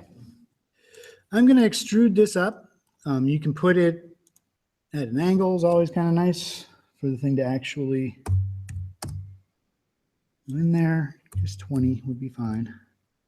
And then a height. The only thing that's going to be critical is this next feature that I do. When you put in a fillet, like that, this radius has to be as big or bigger than your gauge. And now the reason is, if you guys took my surfacing class, remember how you can offset in one direction all you want, but if you offset internally, your fillet's going to go away at some point. Once the offset gets bigger than the fillet, it can't offset that fillet anymore.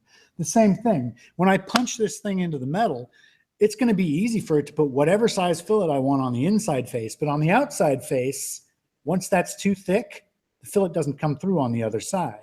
Now it's not got a uniform thickness. It gets confused, doesn't think it's sheet metal. It just fails. It's weird because it'll put the feature into your feature manager tree with an X next to it. You can't see it. It's just a failure. It puts it in, but goes, oh, I couldn't do it. To keep that from happening, just make sure that your this radius right here is as big or bigger than your, actually it needs to be bigger than your gauge. That's all you need to do. Then you go over to the sheet metal tool. There's this forming tool. Say what you want your stopping face to be. This next one is optional. You do not need to remove a face if you don't want to. You can't just punch a shape into the metal without it having a hole at the top of it. If you do want it to have a hole at the top of it, that's where you select the face that it's going to remove. Now, to save a forming tool, just click, drag it over there. Give it whatever name you want.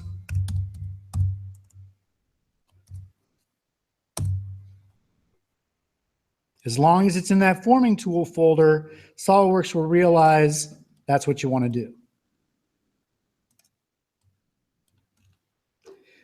When it comes to something like a pattern that you want to do, you can, like I did with the louver,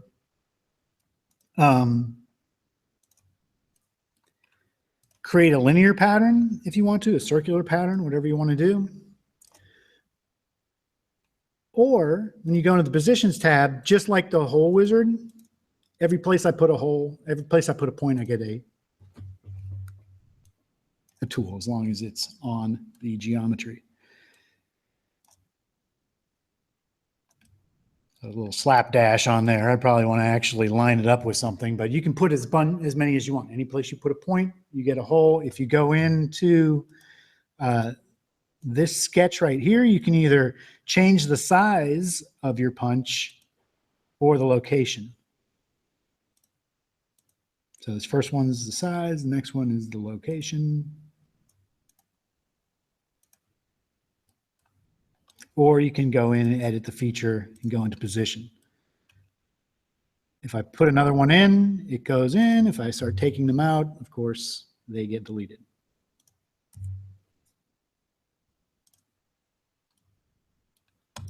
And like I said, you can actually change the size. They are parametrically driven. That used to be the case years ago, but now I can go into the sketch and actually change the punch that I want.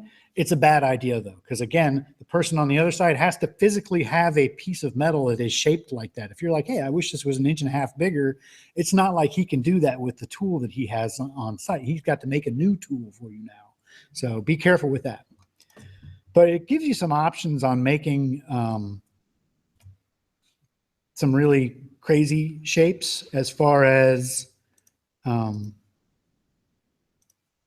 if I go into this thing was done with one of those. You look at that part, it was a round piece of metal.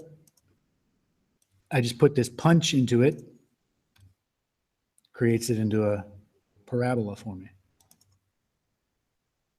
So that's just a punched shape into there. And then I could bend up the edges and things like that. I got those sheet metal tools. If I need to start making tabs off of it or whatever, I can, because it's a sheet metal part. That's why you would want to do that instead of just designing it as a solid, is if you want to put in sheet metal features to it afterwards.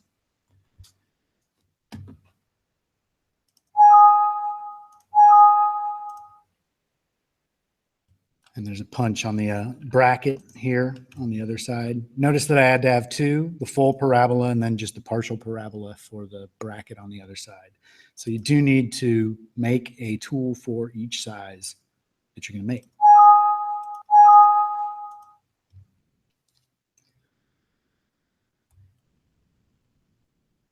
All right, back to the wing.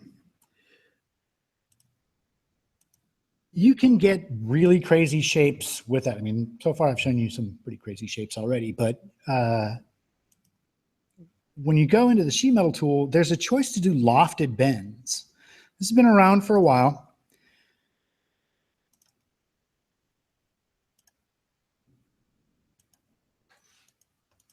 Man, this is gonna drive me crazy. Please just pick that pro. Okay, fine. It's got to be a sketch somewhere, right? Doesn't it?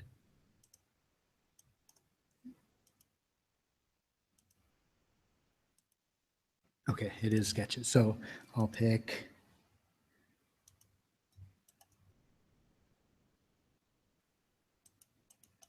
No. Boy, if you could see this, you guys would be amazed. Come on. There we go. There's one of them. There's the other. Whew, okay. All right, I changed it. You got two choices. You've got bent and formed. When you're doing a formed lofted bend, you can pretty much get away with a lot of things. It'll only let you do a couple of profiles. It makes that beeline from one to the other, which gives you the straight edge that it's going to use to unfold it with. So you don't get to do the guide curve or anything like that like you do with a regular loft. So there is a little bit of restriction. It's not a complete, apples to apples between solid loft and sheet metal loft. But it does give you the ability to make something like that, which is an irregular bend shape. When I flatten it out, there we go. There's those straight edges that it's using to calculate the bend, which is the beeline in between the two cross sections. If we take a look at this, you can also do this type of thing with that lofted bend. This is actually a piece of sheet metal that will unfold.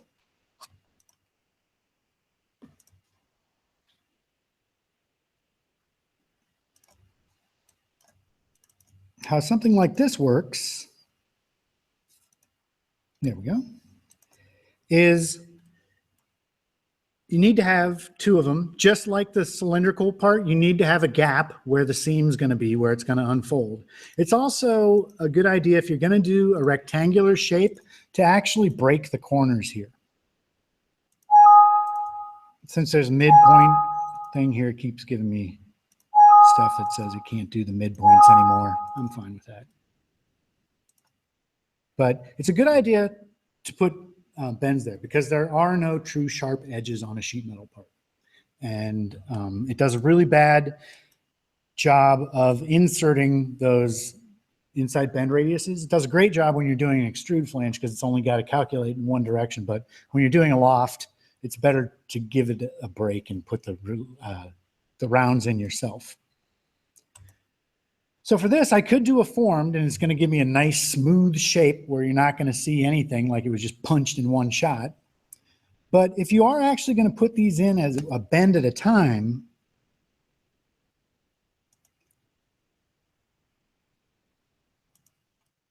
I wonder where that is. There we go. Okay. Notice what it does. So when it's formed, you don't see anything. It's one nice smooth shape. When you do bent, it actually shows you where the bends are. And you can do different types of calculations as far as I want each bend to have this much length at the top of it, or I want them to be this much of an angle to each other. Or a chord tolerance where it's actually the straight line in between the arc is what it's calculating. Either way, you end up with something like this that can be flattened. And if you use the bend, it'll actually show you where you're supposed to strike to put those bends in to get you that shape. And then because it's a sheet metal part, we can do things like edge flanges so that we can screw the thing onto the bulkhead.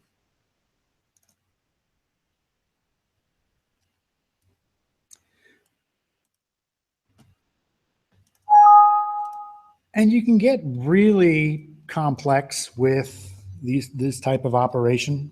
If I go back into this guy, here I've got this part.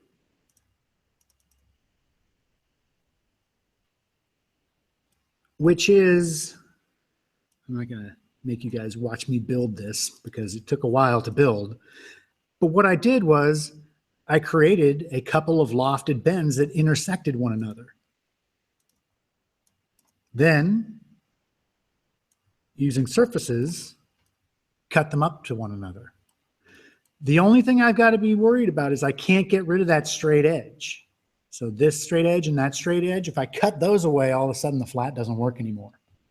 But at this point, it does work for me. I can pick any one of these faces, and that's the piece of metal that I'm going to need. And then you put it around one of those forms and press it into shape, and we can build ourselves a metal boat. Which again, years ago, when you couldn't bend things in multiple directions, this was just impossible. This has become possible in the past maybe 5 years with the SolidWorks. Another one that's just a few years old is we can actually do a sweep as well. If we look at this thing on the trailer, this fender right here is a piece of sheet metal.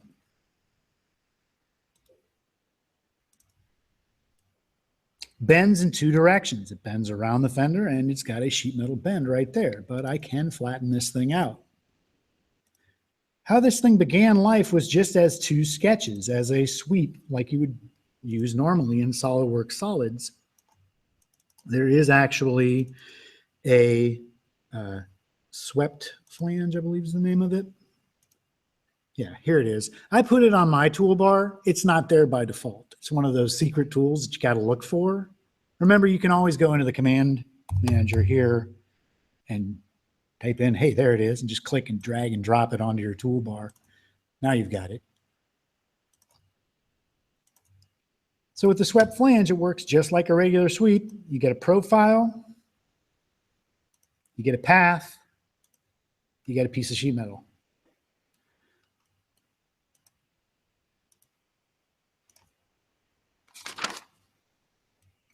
Okay. One other thing that's in your design library, I showed you the forming tools before, and those are for punches that actually deform the metal. If I go into the default features folder, there's a whole folder of other sheet metal things. These are things like D-cuts, keyhole slots, things like that, where you can just drag and drop a shape onto a face and get a keyhole. You have the option of overriding that. If you're like, wow, no, that's much too small. You can start playing around with these numbers here and type in whatever type of keyhole you want. So if this is laser cut or water jet, doesn't matter what size, you can play around with other sizes. But this is also one of those things that people can have a punch and just pow, pow, pow, pow, put holes in all day. And that's going to take a physical piece of metal on their end. So it depends on how you are creating it, how much leeway you get on the shape. These are pretty easy to create. It's just a library feature. If you've never made a library feature, I'll show you how to do it right now.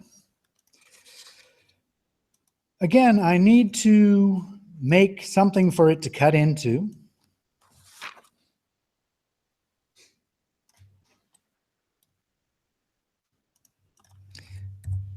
So I'm just going to give myself a square.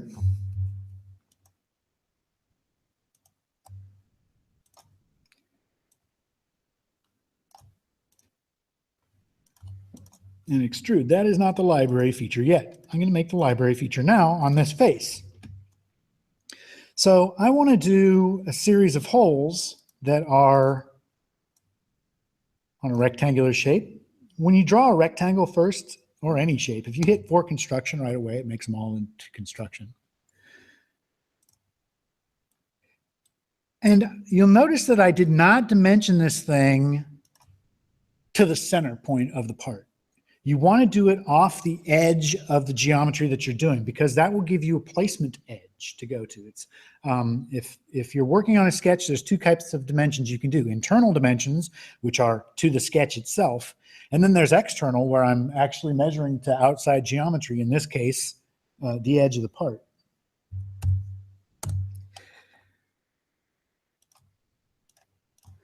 So these ones not so critical. This is going to be the critical one. This is actually going to be the distance between the holes. If I make them equal, I get a square.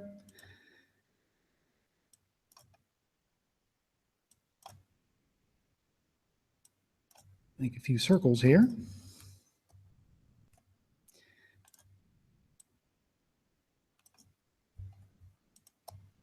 Make those all equal to each other.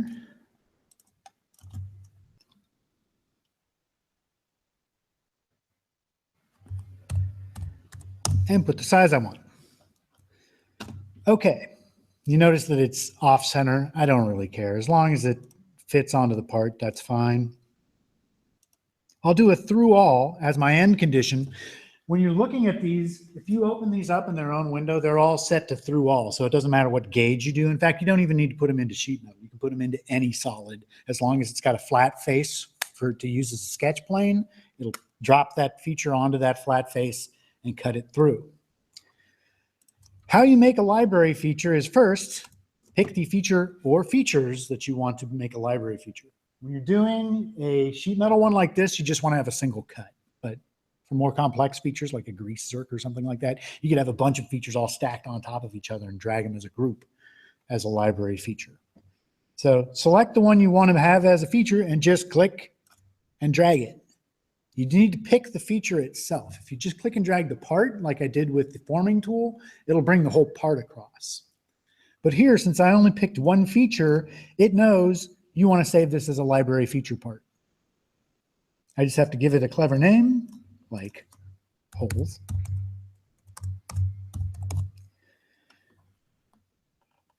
And I say, okay. This is a warning. What it's telling me is it's saying, hey, since this is a cut, I need something to cut into. So I'm going to have to save whatever features are cut into. Is that okay? Just say yes. If you say no, it'll say, okay, I'm not saving it then. Because you'll see that it's turned this into a library feature.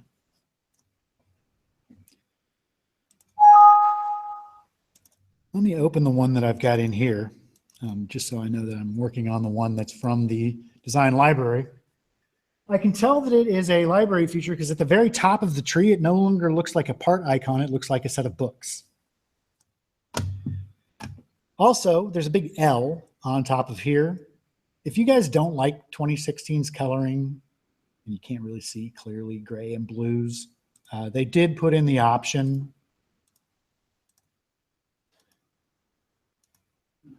for your classic greens and yellows. Okay. See how that one's got an L in front of it? That is only the library feature. The one before it is the one that asked me the question about. It needed to save the extrusion, so it had something to cut into. It also gives me those references. See where it got those edges? That's because I put external references to that sketch. So when I drop this thing in, it's going to say, where's your X edge? Where's your Y edge? Also, you have a placement plane. The other folder is dimensions. So remember when I put that keyhole in, I had the option to override dimensions? If I leave them where they are, they can all be overridden. If I want to tell it, hey, you know what? This is a locating dimension, and this is a locating dimension. You just drag and drop them into that folder. So when it drops it in, it'll say, okay, here it is. And then it'll use those two dimensions as where it's locating the thing. You'll see when I do it. If I'm okay with them changing this size, are visible at 89.7, I can go in and make that a real number. So it puts it wherever you dropped it, but it's using those edges that I used in my creation of the library feature to locate them. Does that make sense? You guys following me on that? Okay.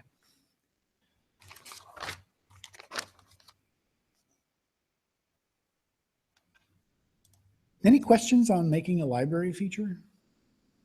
Again, there's a ton of them in there in that sheet metal folder of D-cuts and different ways to hang screws or let the thing breathe. And you can make your own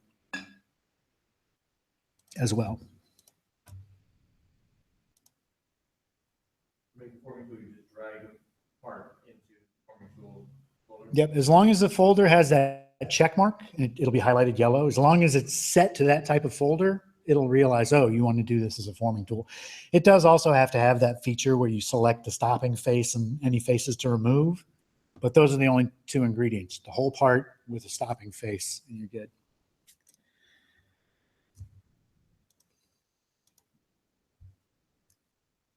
Okay, as promised, I was going to show you different ways to make boxes. There's a lot of them.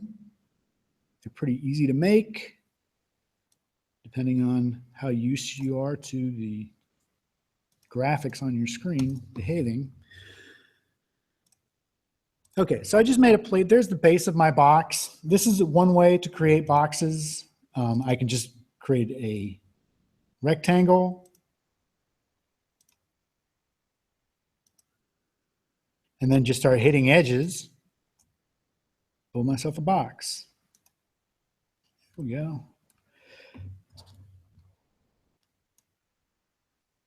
Whether you want it to go inside or the outside of the shape that you've done, you can do that as well. And it gives you a really nice flat. That's typically how I build those. That's the easiest way to make a box. You'll see that the corners have a gap in between them. There's different things that you can do with that gap.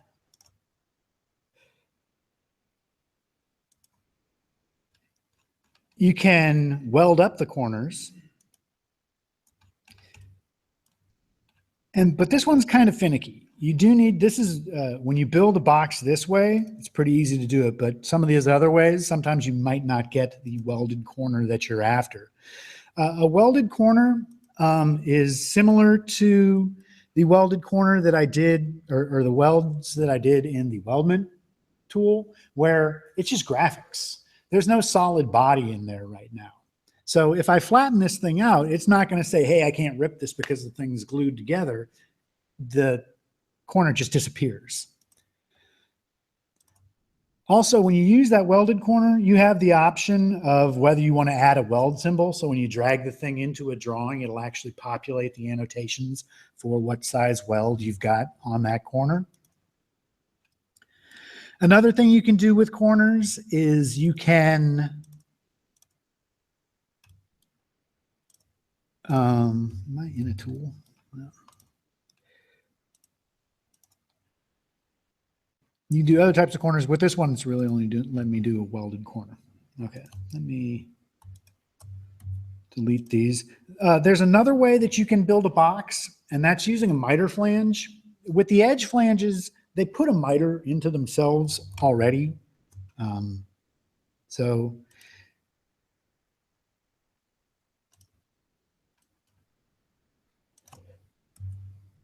if I do an edge flange,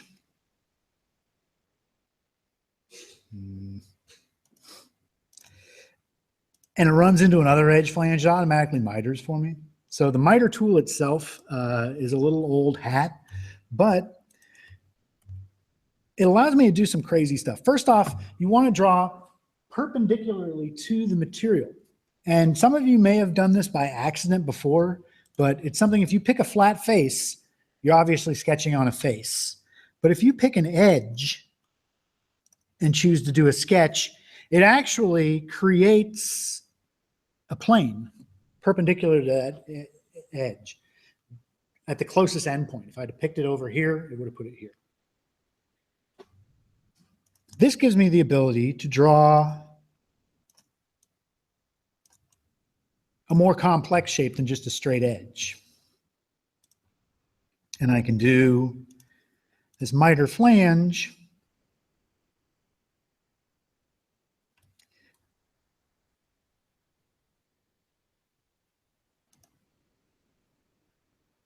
There we go. I'm getting pretty good at picking these ghost edges. But you'll see what it's doing.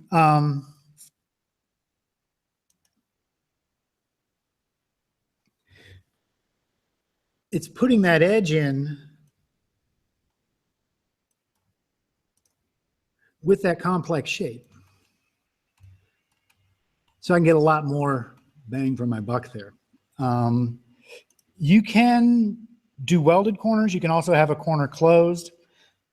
This is newer in 2016. They've always had corner relief. It only works on the flat, but you can have it create different types of relief at the corner for you. And here's all the different types of reliefs. So whether you want it to be a constant width, an knob round, a tear, circular relief, or a rectangular relief, you can pick that. And then when you do your flat, that's the type of relief that you'll get when you flatten it out. By default, it used to always just do a rectangular one, which looked pretty ugly.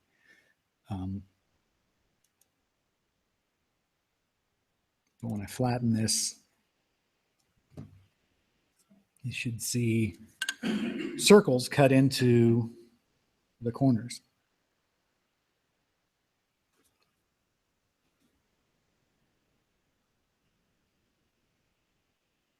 Come on, I only got 3 minutes left. Yes, sir.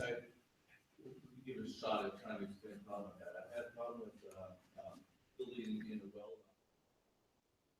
It's like, call it intro.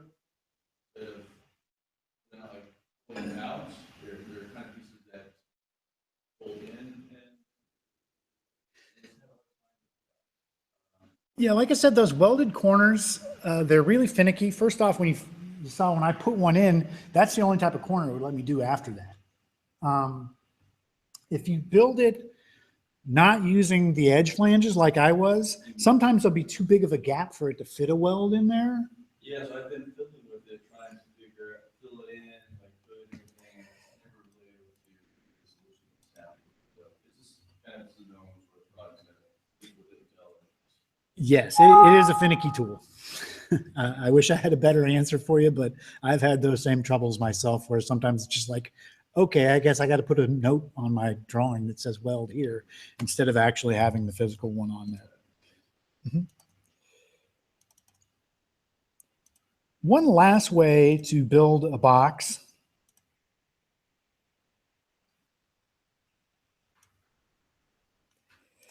is to use that convert sheet metal. So you build the shape that you want your box to be. Right, and let me actually go in and edit this sketch.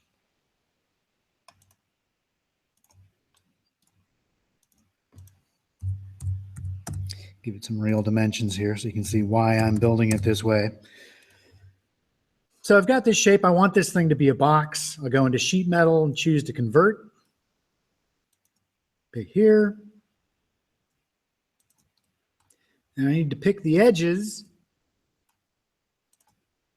that I want to have bent up. So I showed you these tools a little earlier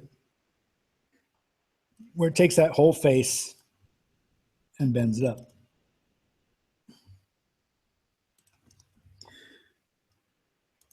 Okay, I chose to keep the body, so it's still there. That's because I'm going to hide this. I'm going to build the box top to this thing too.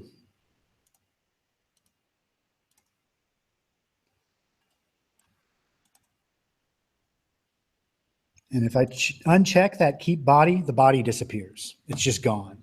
It's like it does a delete body in the background.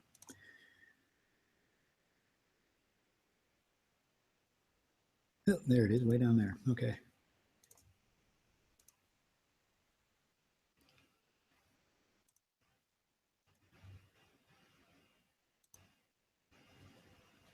Okay, and I can do this thing offset. I'm having it go out 1 millimeter here. And now I've got my box top that I can get a flat for. I've got my box itself that I can get a flat for. But building it as a multi-body part, the real key to this, the only reason I would build something is if you've got something that you got to make sure everything fits together. So if I rebuild this thing, gets a little longer, both of them get longer because they're both based on the same body. So I can go in here and fiddle with these numbers all I need to.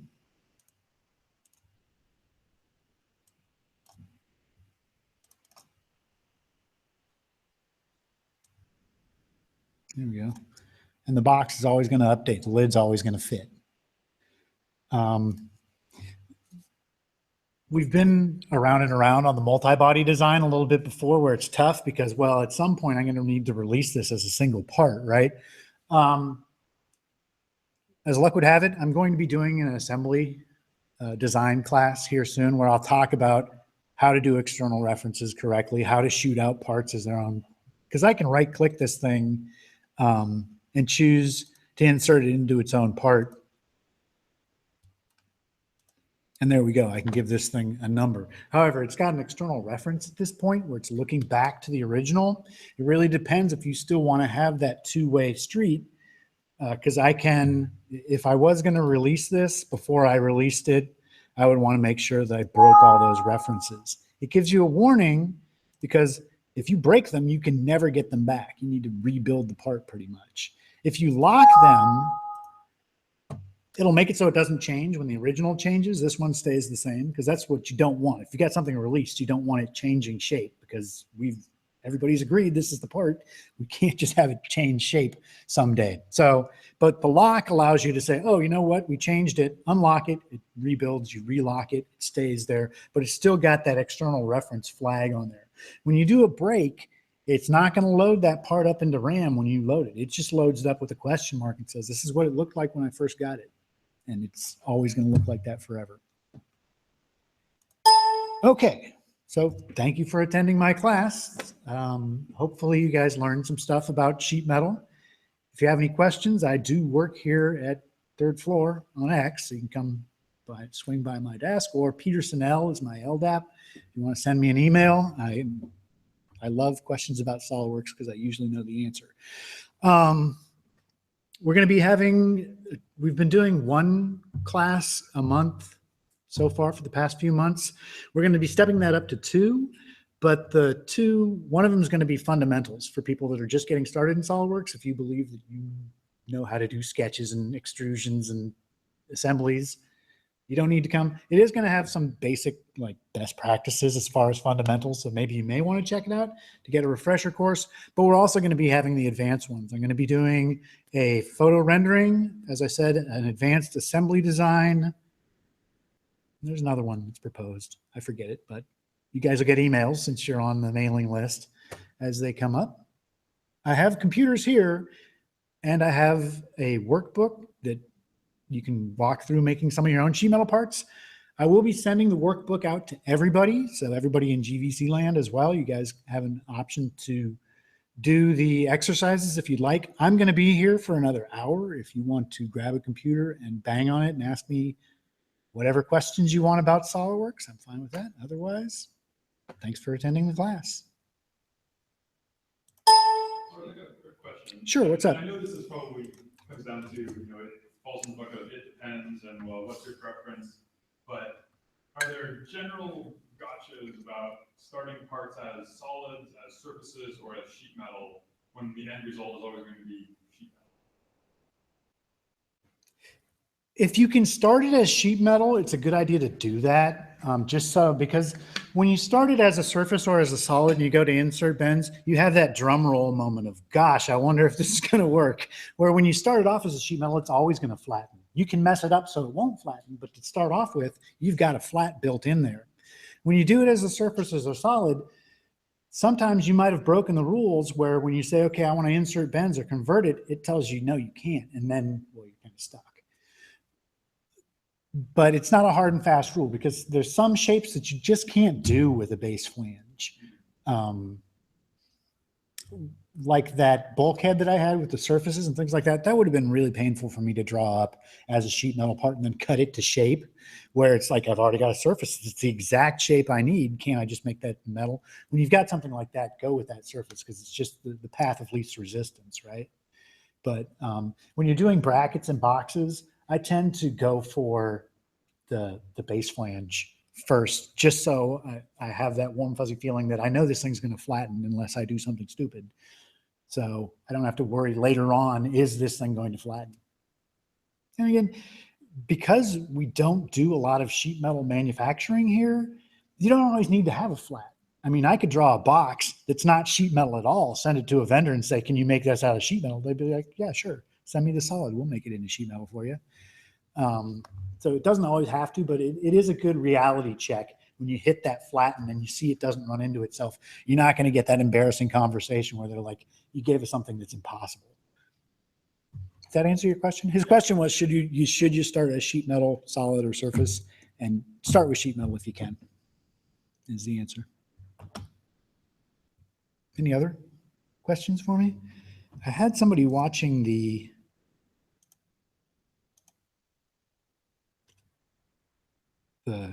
queue for the questions, but he is gone. So I don't know if people in GVC are asking me questions.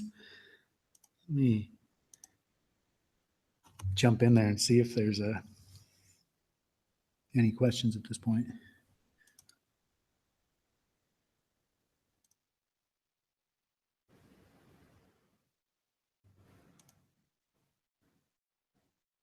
I'm not seeing any on the chat, so hopefully that means there weren't any. Otherwise, if you guys do have questions, like I said, my LDAP is Petersonell. Just send me your questions over the email and I'll be happy to answer them. Other than that, hopefully I'll see you next month for one of my classes.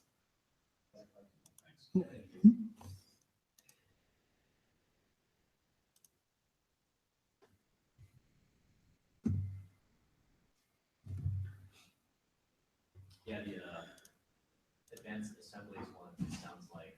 I'm going to do like top-down design and external references because a lot of people get into trouble with those, especially when you get into the vault. And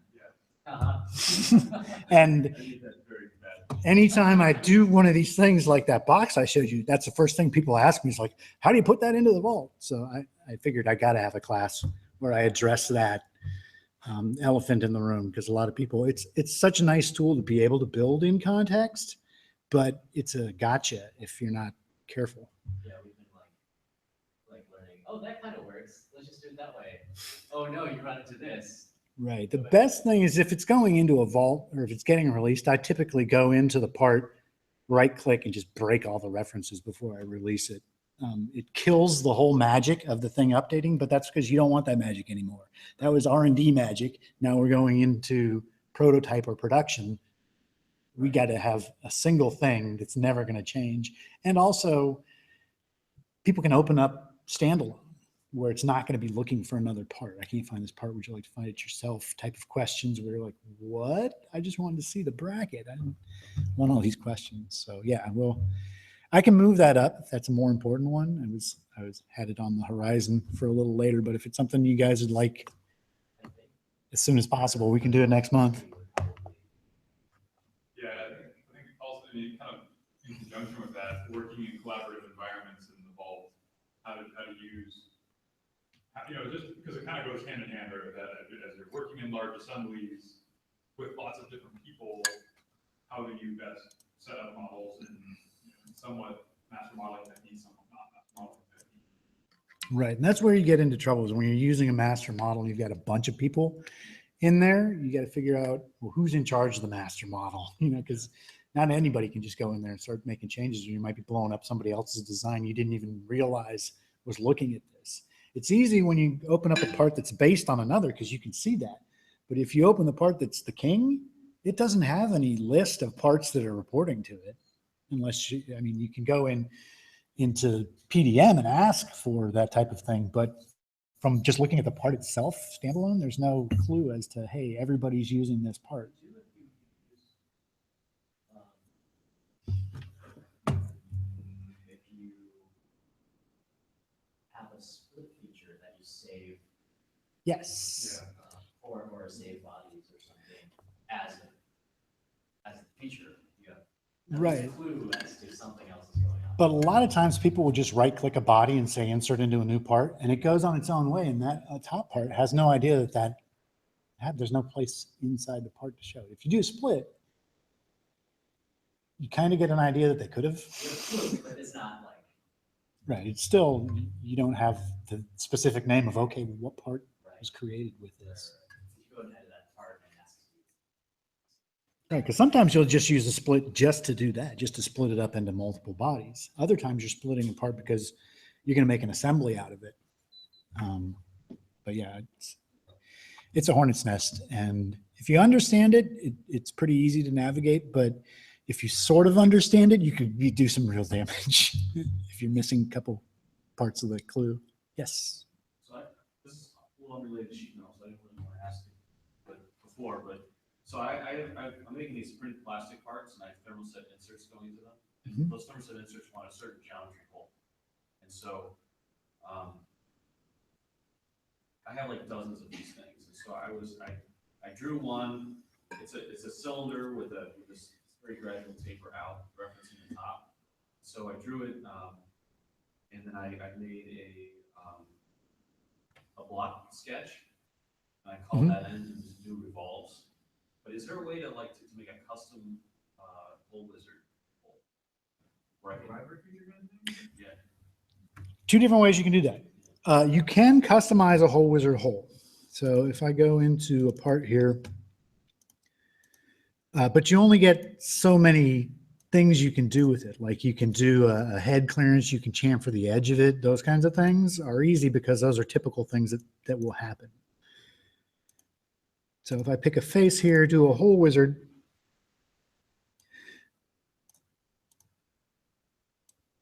when you pick one, it's going to give you,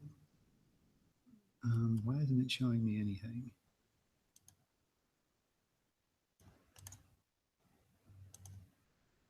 Weird. All right. There's one ugly looking hole. Make it a little bigger so you guys can see it. Okay, so there's my hole wizard hole. Down at the bottom of this, I have the ability to sink it in a little deeper. I also have the ability to put a countersink or counterbore on the other side of the hole. And I also have the ability to go in here and monkey with it however I want. When you do that, it'll flag it yellow. So it shows you, hey, this is not a standard counterbore anymore. You've made a change to the size. So I can play with any of these sizes. Is that the type of thing that you're doing? I think that might work. So yeah, you can put, like I said, you can sink it down a little deeper. You can have a countersink or counterbore on the other end.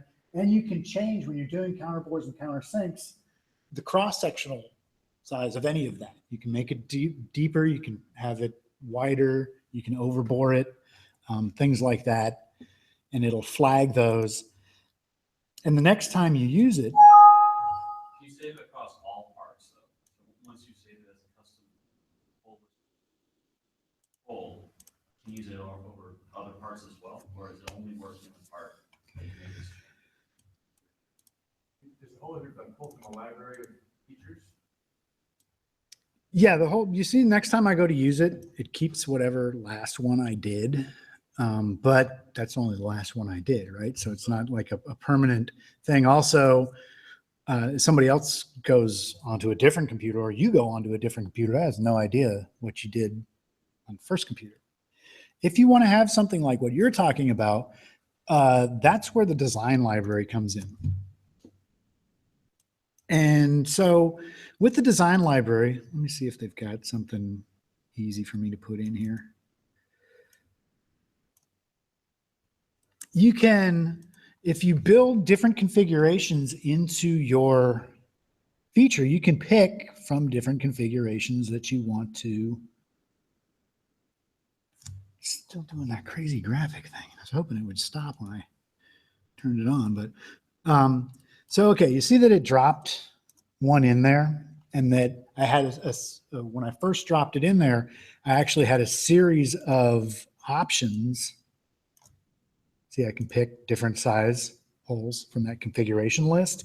That's because there's configurations at the library feature level. They've gone into that library feature and said, okay, here's another one that's a different size. Here's another one that's a different size. So you can save those out and drop them in there and you can make whatever size hole you want. If it's something that you use over and over again, I'd use this design library because you can put it at a location where people can share it. In fact, you can even put it in a vault. If it's something that your whole team's going to be using, it's a good idea. It's absolutely 100% necessary if you're going to, these finish putting this one in. So you have to hit the edge references. You can't say just have a single point like you have in the whole. It depends on how you reference it, but typically you do want to say an edge. They have, you can also do it. What is it talking about? I'm going to do a, whoops.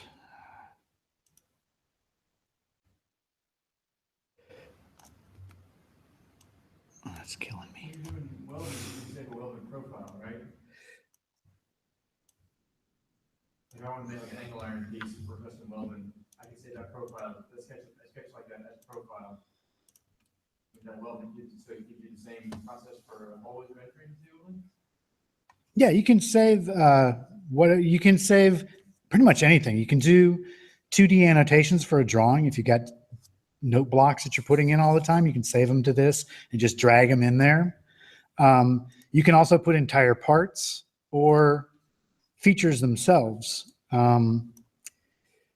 So I guess, yeah, if you want to save out sketches that are like a weldment profile, you can save those out to there and just drag them onto a face and power. You've got your sketch done. Like if it's always, or does it work on revolving a profile around?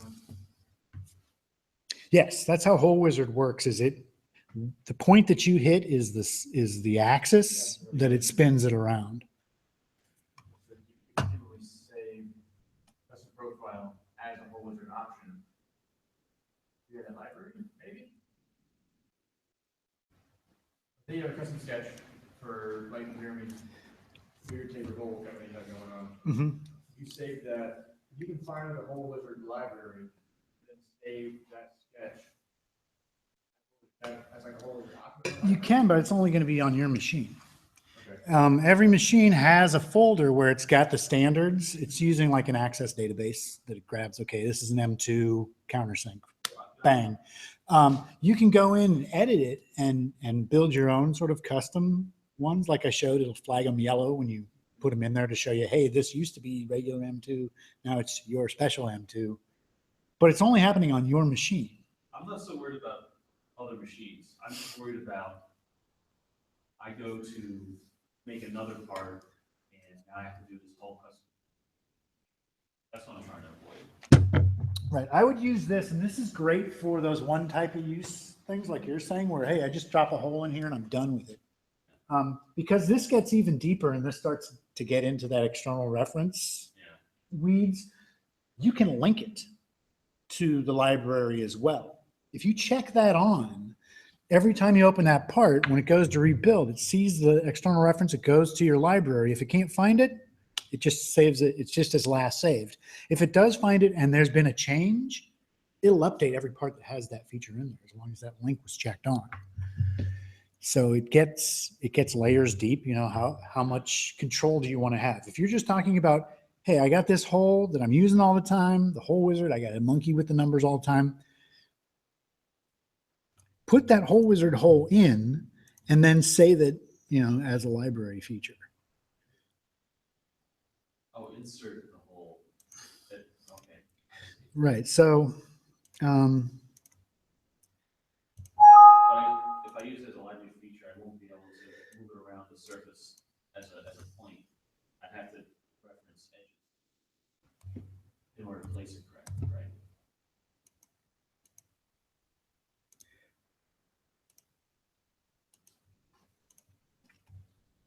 let's see. Okay, I've got this whole wizard hole.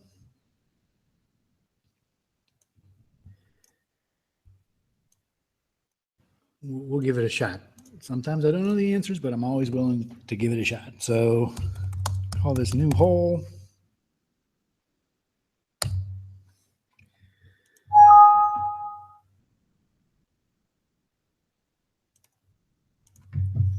Fair enough. It's like, hey, you already have library features in here. That's fine.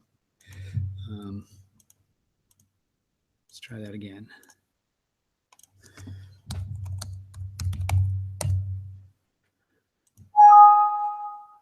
That's just a warning that says, hey, I need something to cut into. So now, if I open this thing up, that is not at all the thing that I chose. Oh, that's because it puts them in alphabetically. Sneaky. Okay, so there's that hole that I saved, right? It's a library feature. You can go in here and monkey with this. You know, if I needed to play around with how wide this was. Where do you think the dimension is? All right. All right, so that's no longer standard, right? I hit save. I didn't locate it anywhere. I still should be able to put it in whatever part I want. It's just that you don't get the benefit of having those placement dimensions like I had before, where I could dial in exactly where this thing was happening. In fact, when you do one of these, it didn't ask me any questions about where the placement edge was, because there isn't any. And puts in that new hole. So if I take a look at this, when it's got references, there's only one reference. It's got to have a flat plane. That's it. Then you need to go into the part that you dropped it into, which conceivably is this one. Yeah. And you can edit the sketch. That's the locator. Yeah, So does that answer your question? I think that's... getting close.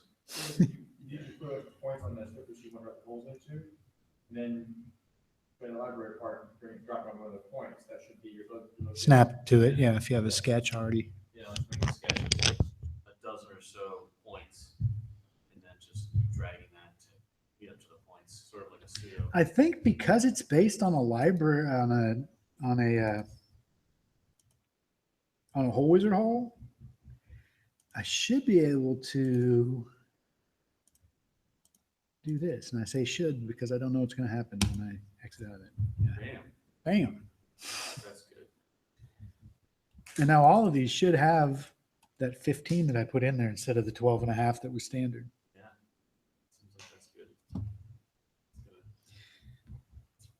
Good. Yeah. If you're not worried about it sharing on a computer, because I've put this into my Fluid PowerPort folder, but not everybody else is Yes, measuring that. say now I don't have that library part. Oh, it'll be fine. Okay, I can open, like, other people can open stuff, but I don't have the library part to like make them. Right. You can open it, you can edit it. The only time it becomes a problem is if you check this on. Right, yeah. Oh, I Um, see. Because if I check that on, now it's got an external reference where it's always taking a look to that file to see if there's been any changes. If it can't find it, it's still going to build it. It's just going to build it as last saved. So if there was a change to it, it doesn't know about it. So it just does it as it was last. So if I don't link to the library, and I want to, Other people can open it up and they can edit it. they can open it up, but when they want to say, if I want to edit that profile and I have it update all the holes, it's only going to update one hole? Yep. Yeah. Unless you do it like I did, where I put multiple points. Oh, I see. Because I did multiple points, they're all part of the same feature. If I change one of them, they're all going to change. Except one of the reasons why it was so tough is because I got these complex parts and there's all these surfaces and they're all over the place. So I can't do them all in one go. I have to go to each plane that the holes are at. So Oh, they're not on the same face? No. Yeah, That's why I want to do this. because otherwise I would just, the first thing I did is I made a custom revolve feature. Mhm. And I just did a pattern to point. And I just patterned them all based on points. But you need a single face for that to I have a single happen. face, and I have them. They're everywhere. So I have to do that every single time. So I've been experimenting with different ways, and none of them were good.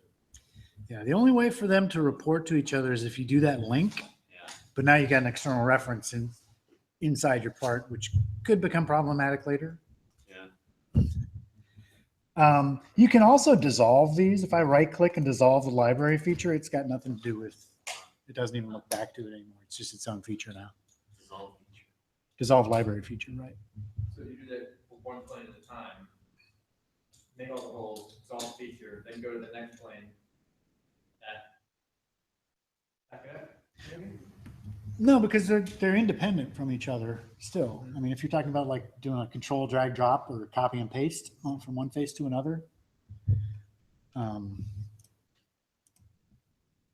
Here, let me do a cube or something. Okay, Thank you. thank you.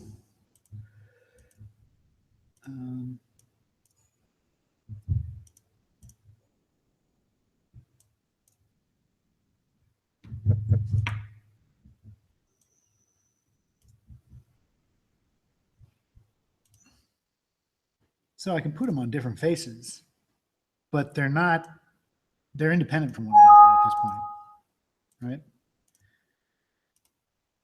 There's no link between those. If I change one, the other one doesn't care. Just like it's like a copying and pasting a sentence inside a word processor.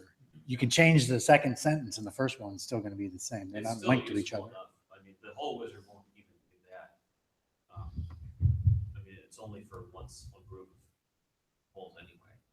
If you want to have, you can't have all of it, even with the holes, you can't have all these holes, all different faces update at the same time anyway. So Right. It's that will work. Right.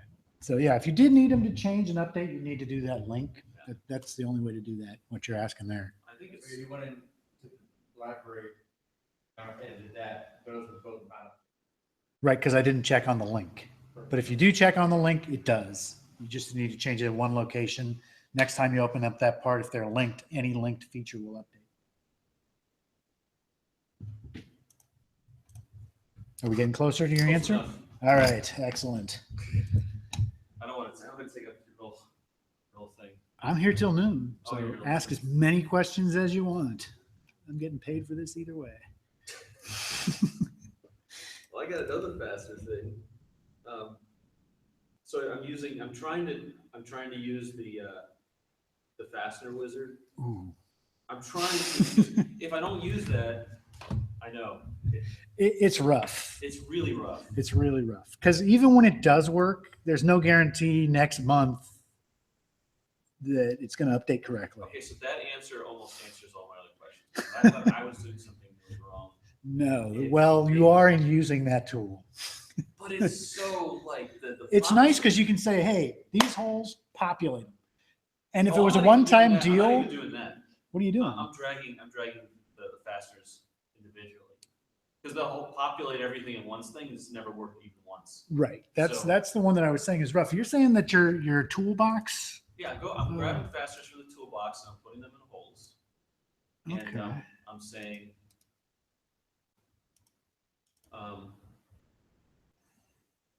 I'm telling you what I want. You'll get the diameter right sometimes, but I'll give it a custom length. I'll populate the whole thing out. Okay. The So irony is that you don't have to do that if you don't have a lot of holes. You just go from McMaster. I just download the model, or I don't even use fasteners at all. But when you have something with like dozens or hundreds of fasteners, that's when you really want to do it, and that's when it gets hardest. put this into an assembly. Okay.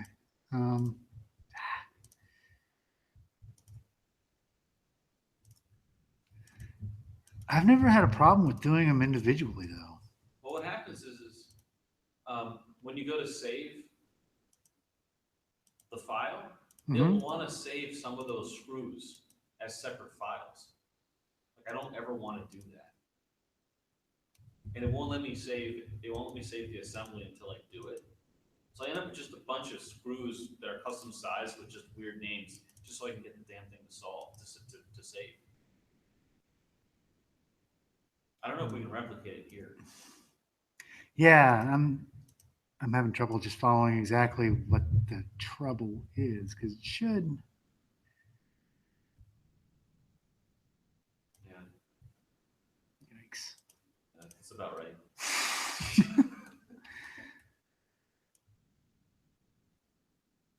No, it's because I've got that dumb, it's not picking the edge, it thinks the edge is way down here. So, okay, you drop one in, you give it a custom size.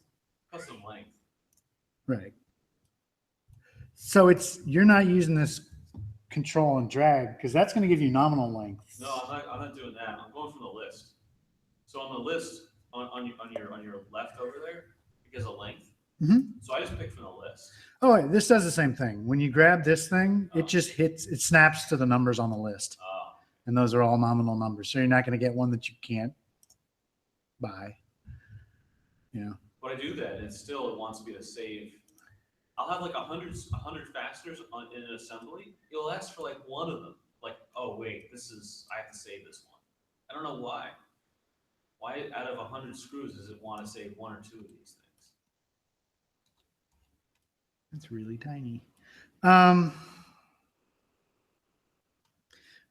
Okay, so how the toolbox works is it also has an access database where it doesn't have, because there's like a million combinations of the things that are in there when you start adding up the slots and the gears and all the different lengths and sizes of screws that you can have.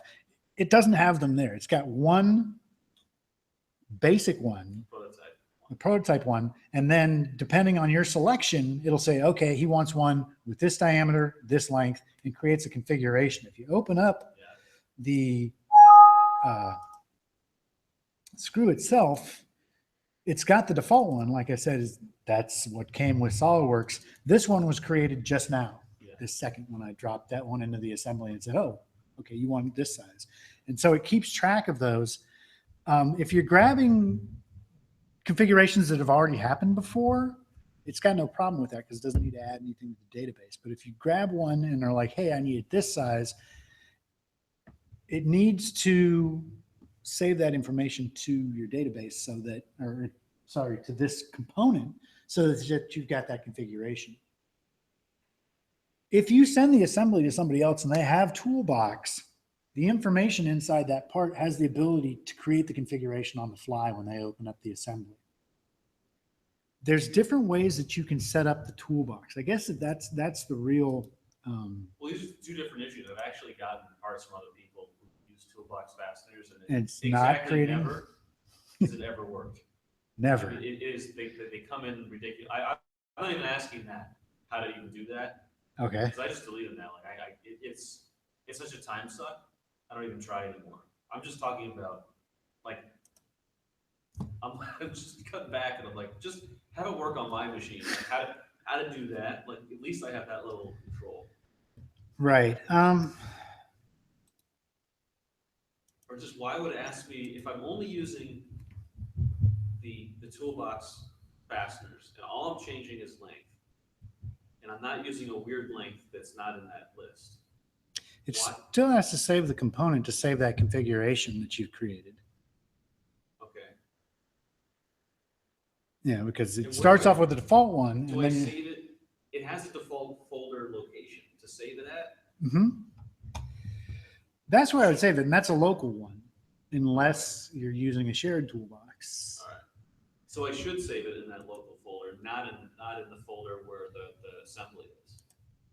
Right. Save it in the toolbox folder because that's where it's grabbing it out of. And it really has to do with I'm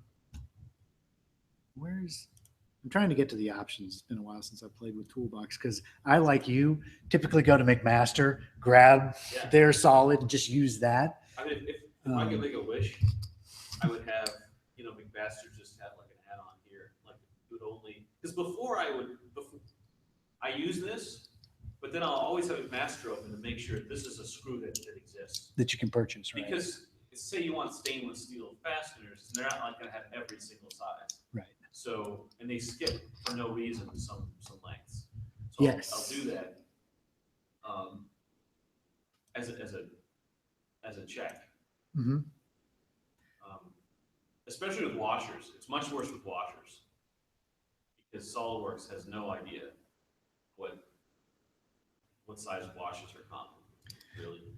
Yeah, and I've had problems with washers too, where it says, well, you've already got a washer in there, so you can't make more washers. And you're like, this is a different size washer. Why not? Yeah, it's like you get, Um, I just look at McMaster's price list, and whatever's, 100 washers, and it's relatively cheap. This is the one the common one.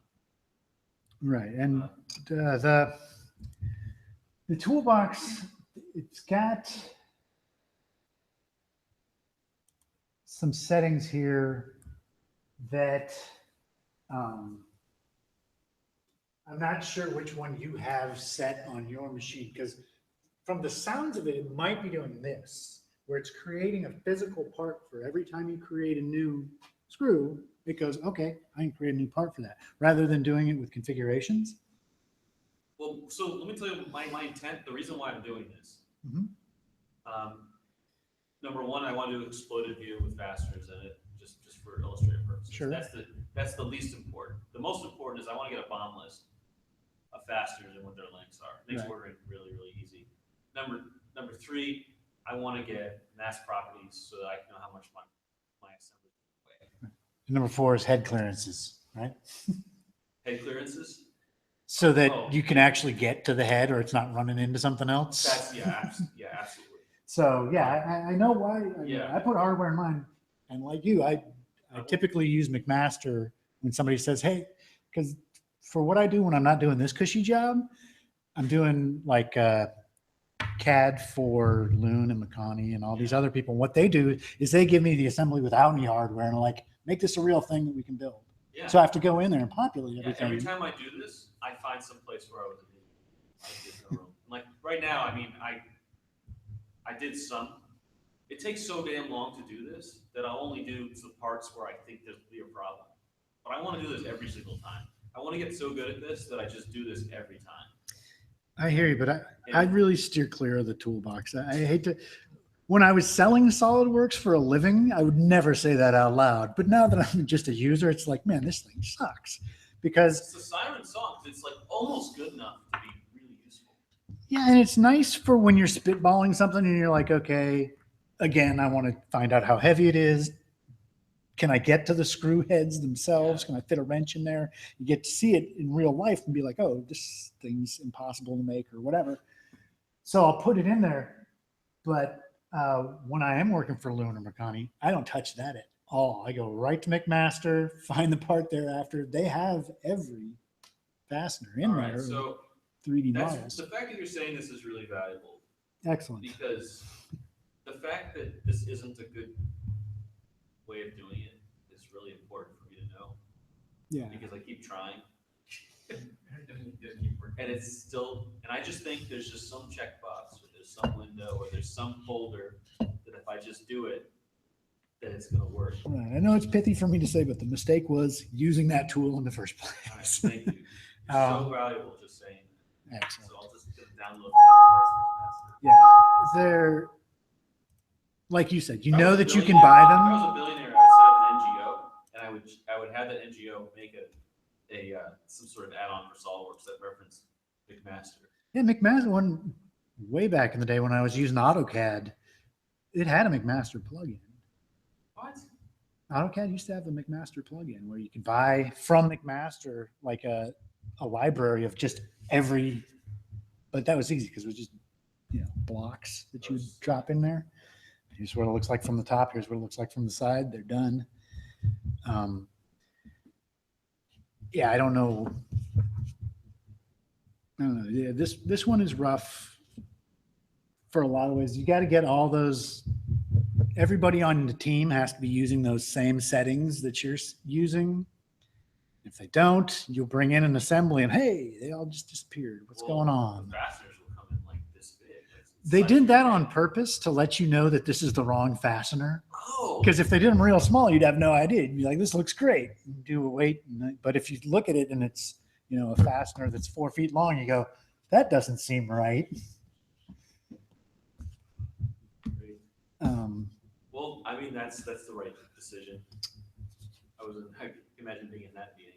What are we going to do? Make them regular size or make them ridiculously large so people know that it's screwed up. So I used to make really simple parts that were easy to machine, but now I'm making ridiculously crazy complicated parts that only 3D printing can make. 3D printing is so nice because now you can design anything. Within reason. Within reason, yeah. But before you used to have to worry about draft or, Now, like, how can this be made? Now it's just like, press a button. It's now made. like I have this optical assembly that has these alignment filters in it, and once you assemble it, there's no way to glue it together. So I have internal plastic springs that hold the plates to the datum surfaces, and so now I have one part that is like 6 parts, and it can only be printed using SLS. But if it works, it's great, because we're going to do all kinds of prototypes using these optics. You solve it once, you solve it for however long you have to experiment with this. It's going to be great. But actually designing it is really tough. Mm-hmm. And there's all these inserts and screws, and they're all different planes, and all the things are curved, and like to clamp the lens in, it's all on different planes, and they're all in the same, anyways. No, I hear you. So I'm trying to learn, like, all these things I used to take shortcuts on, like now I'm like, really, I have to nail them down, because it's really causing, like right now I have a master model, and then I have a master part, but then it gets split, and then it's the top and bottom parts get made. I have a what do you call it, a derived part, and then from that derived part gets mirrored, so that I can have the master part update, and it would update the right and left parts. Sure. Are you using a data manager at all? No. Okay. That makes it easier, but it's just on my machine. No one else. It doesn't get shared or anything. But the thing is that those parts, it works, but it's unstable because they're not updating. The only way to get them to update is to open every file and constantly update them. And they're losing. They lose. One of them loses the references, and everything goes crazy. it depends on how you set this one. So I'm in my just regular options. I went to external references. Yeah. For what you're trying to do, and I know it's painful because you end up with a bunch of windows open. Yeah. Is if you set this, it opens everything onto your RAM, puts it in there. Everything's got its own window, so the updates are happening real time. Because I'm not even making changes, and it's losing. I don't know why. Why is that happening?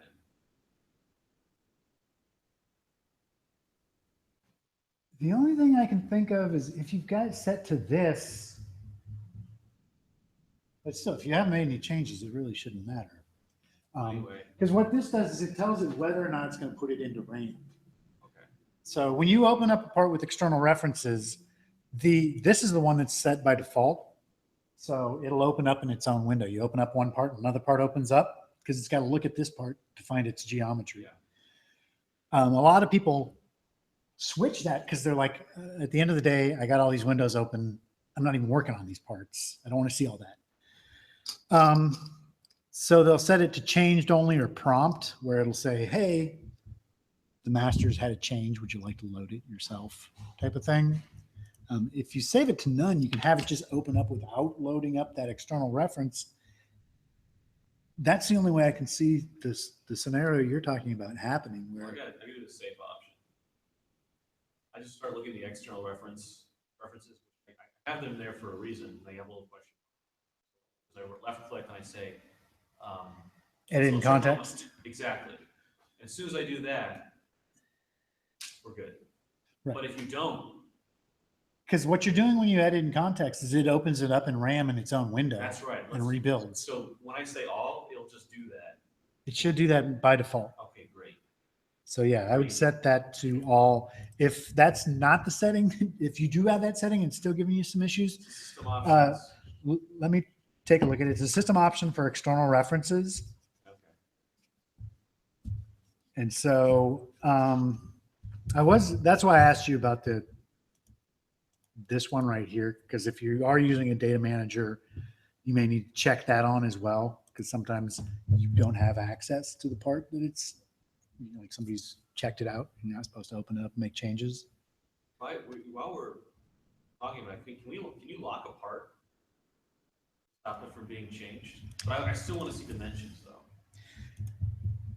Sort of. Let me tell you why I gave you that wishy-washy answer. Let me just open up some part here.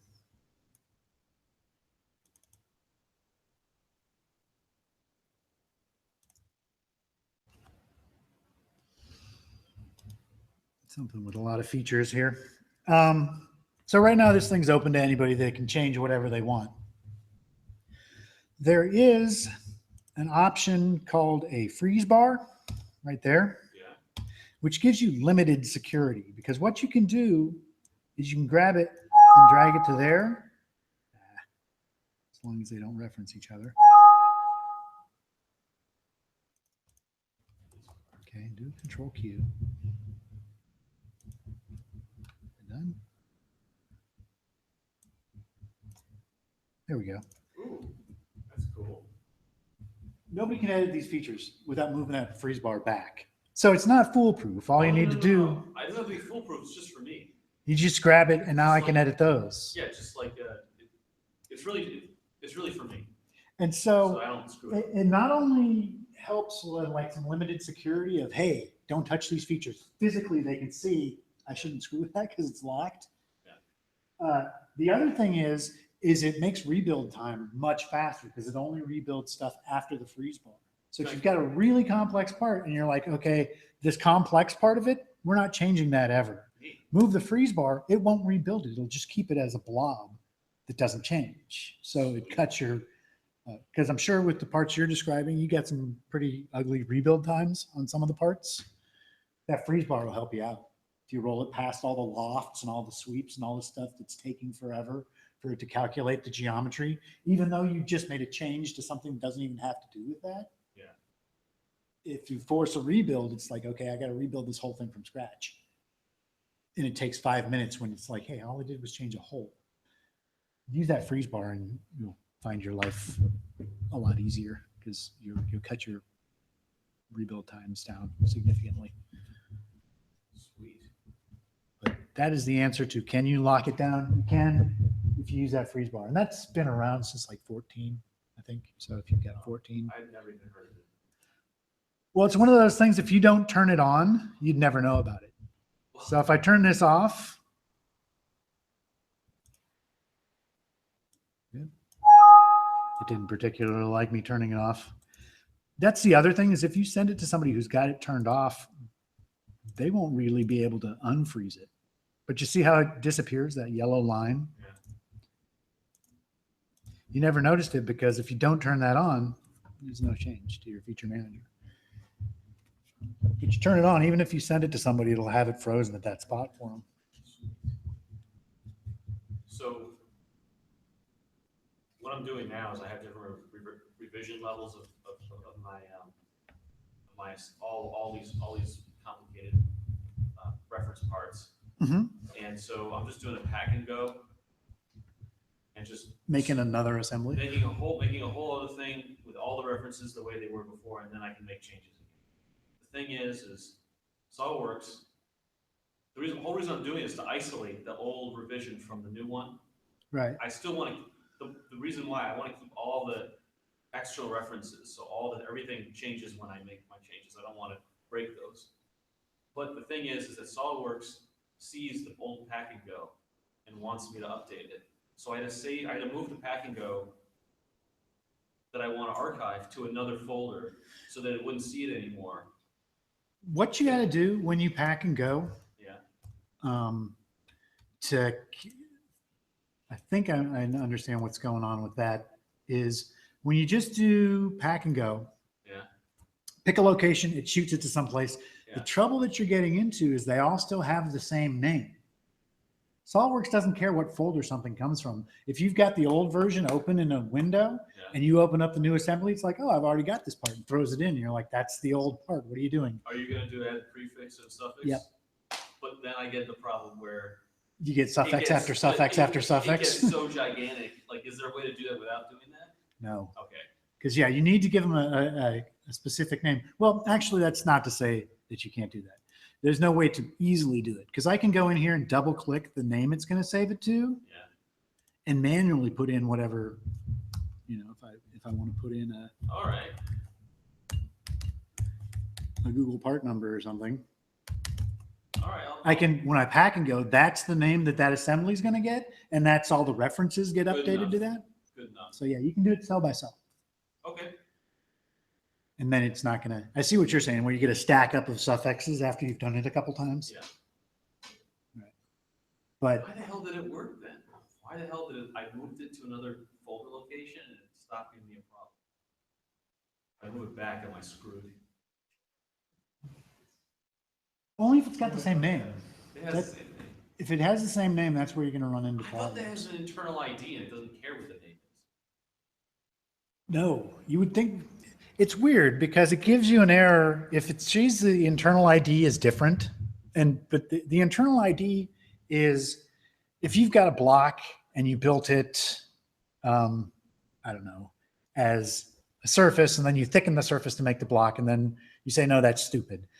I'm going to create a part with the same name. I'm just going to extrude it. When it opens up the assembly and sees that part has a different first feature, it has a different first name, and it has a different created date, the internal IDs, that's when it gives you that flag and says, hey, this part is different than the one you think you had when I saved. But as for how the references work, when you open up an assembly, let me find an assembly. And I go for the references. This is all it's looking for. It actually doesn't care where this comes from. So the problem that you get into is if I've got a part that's got this name, even if it's a different propeller, yeah, I open up the assembly, it goes, hey, you were looking for a propeller. I don't need to get it off a disk. I got it in RAM. And it throws the wrong propeller in there. Well, all right, so that, fair enough.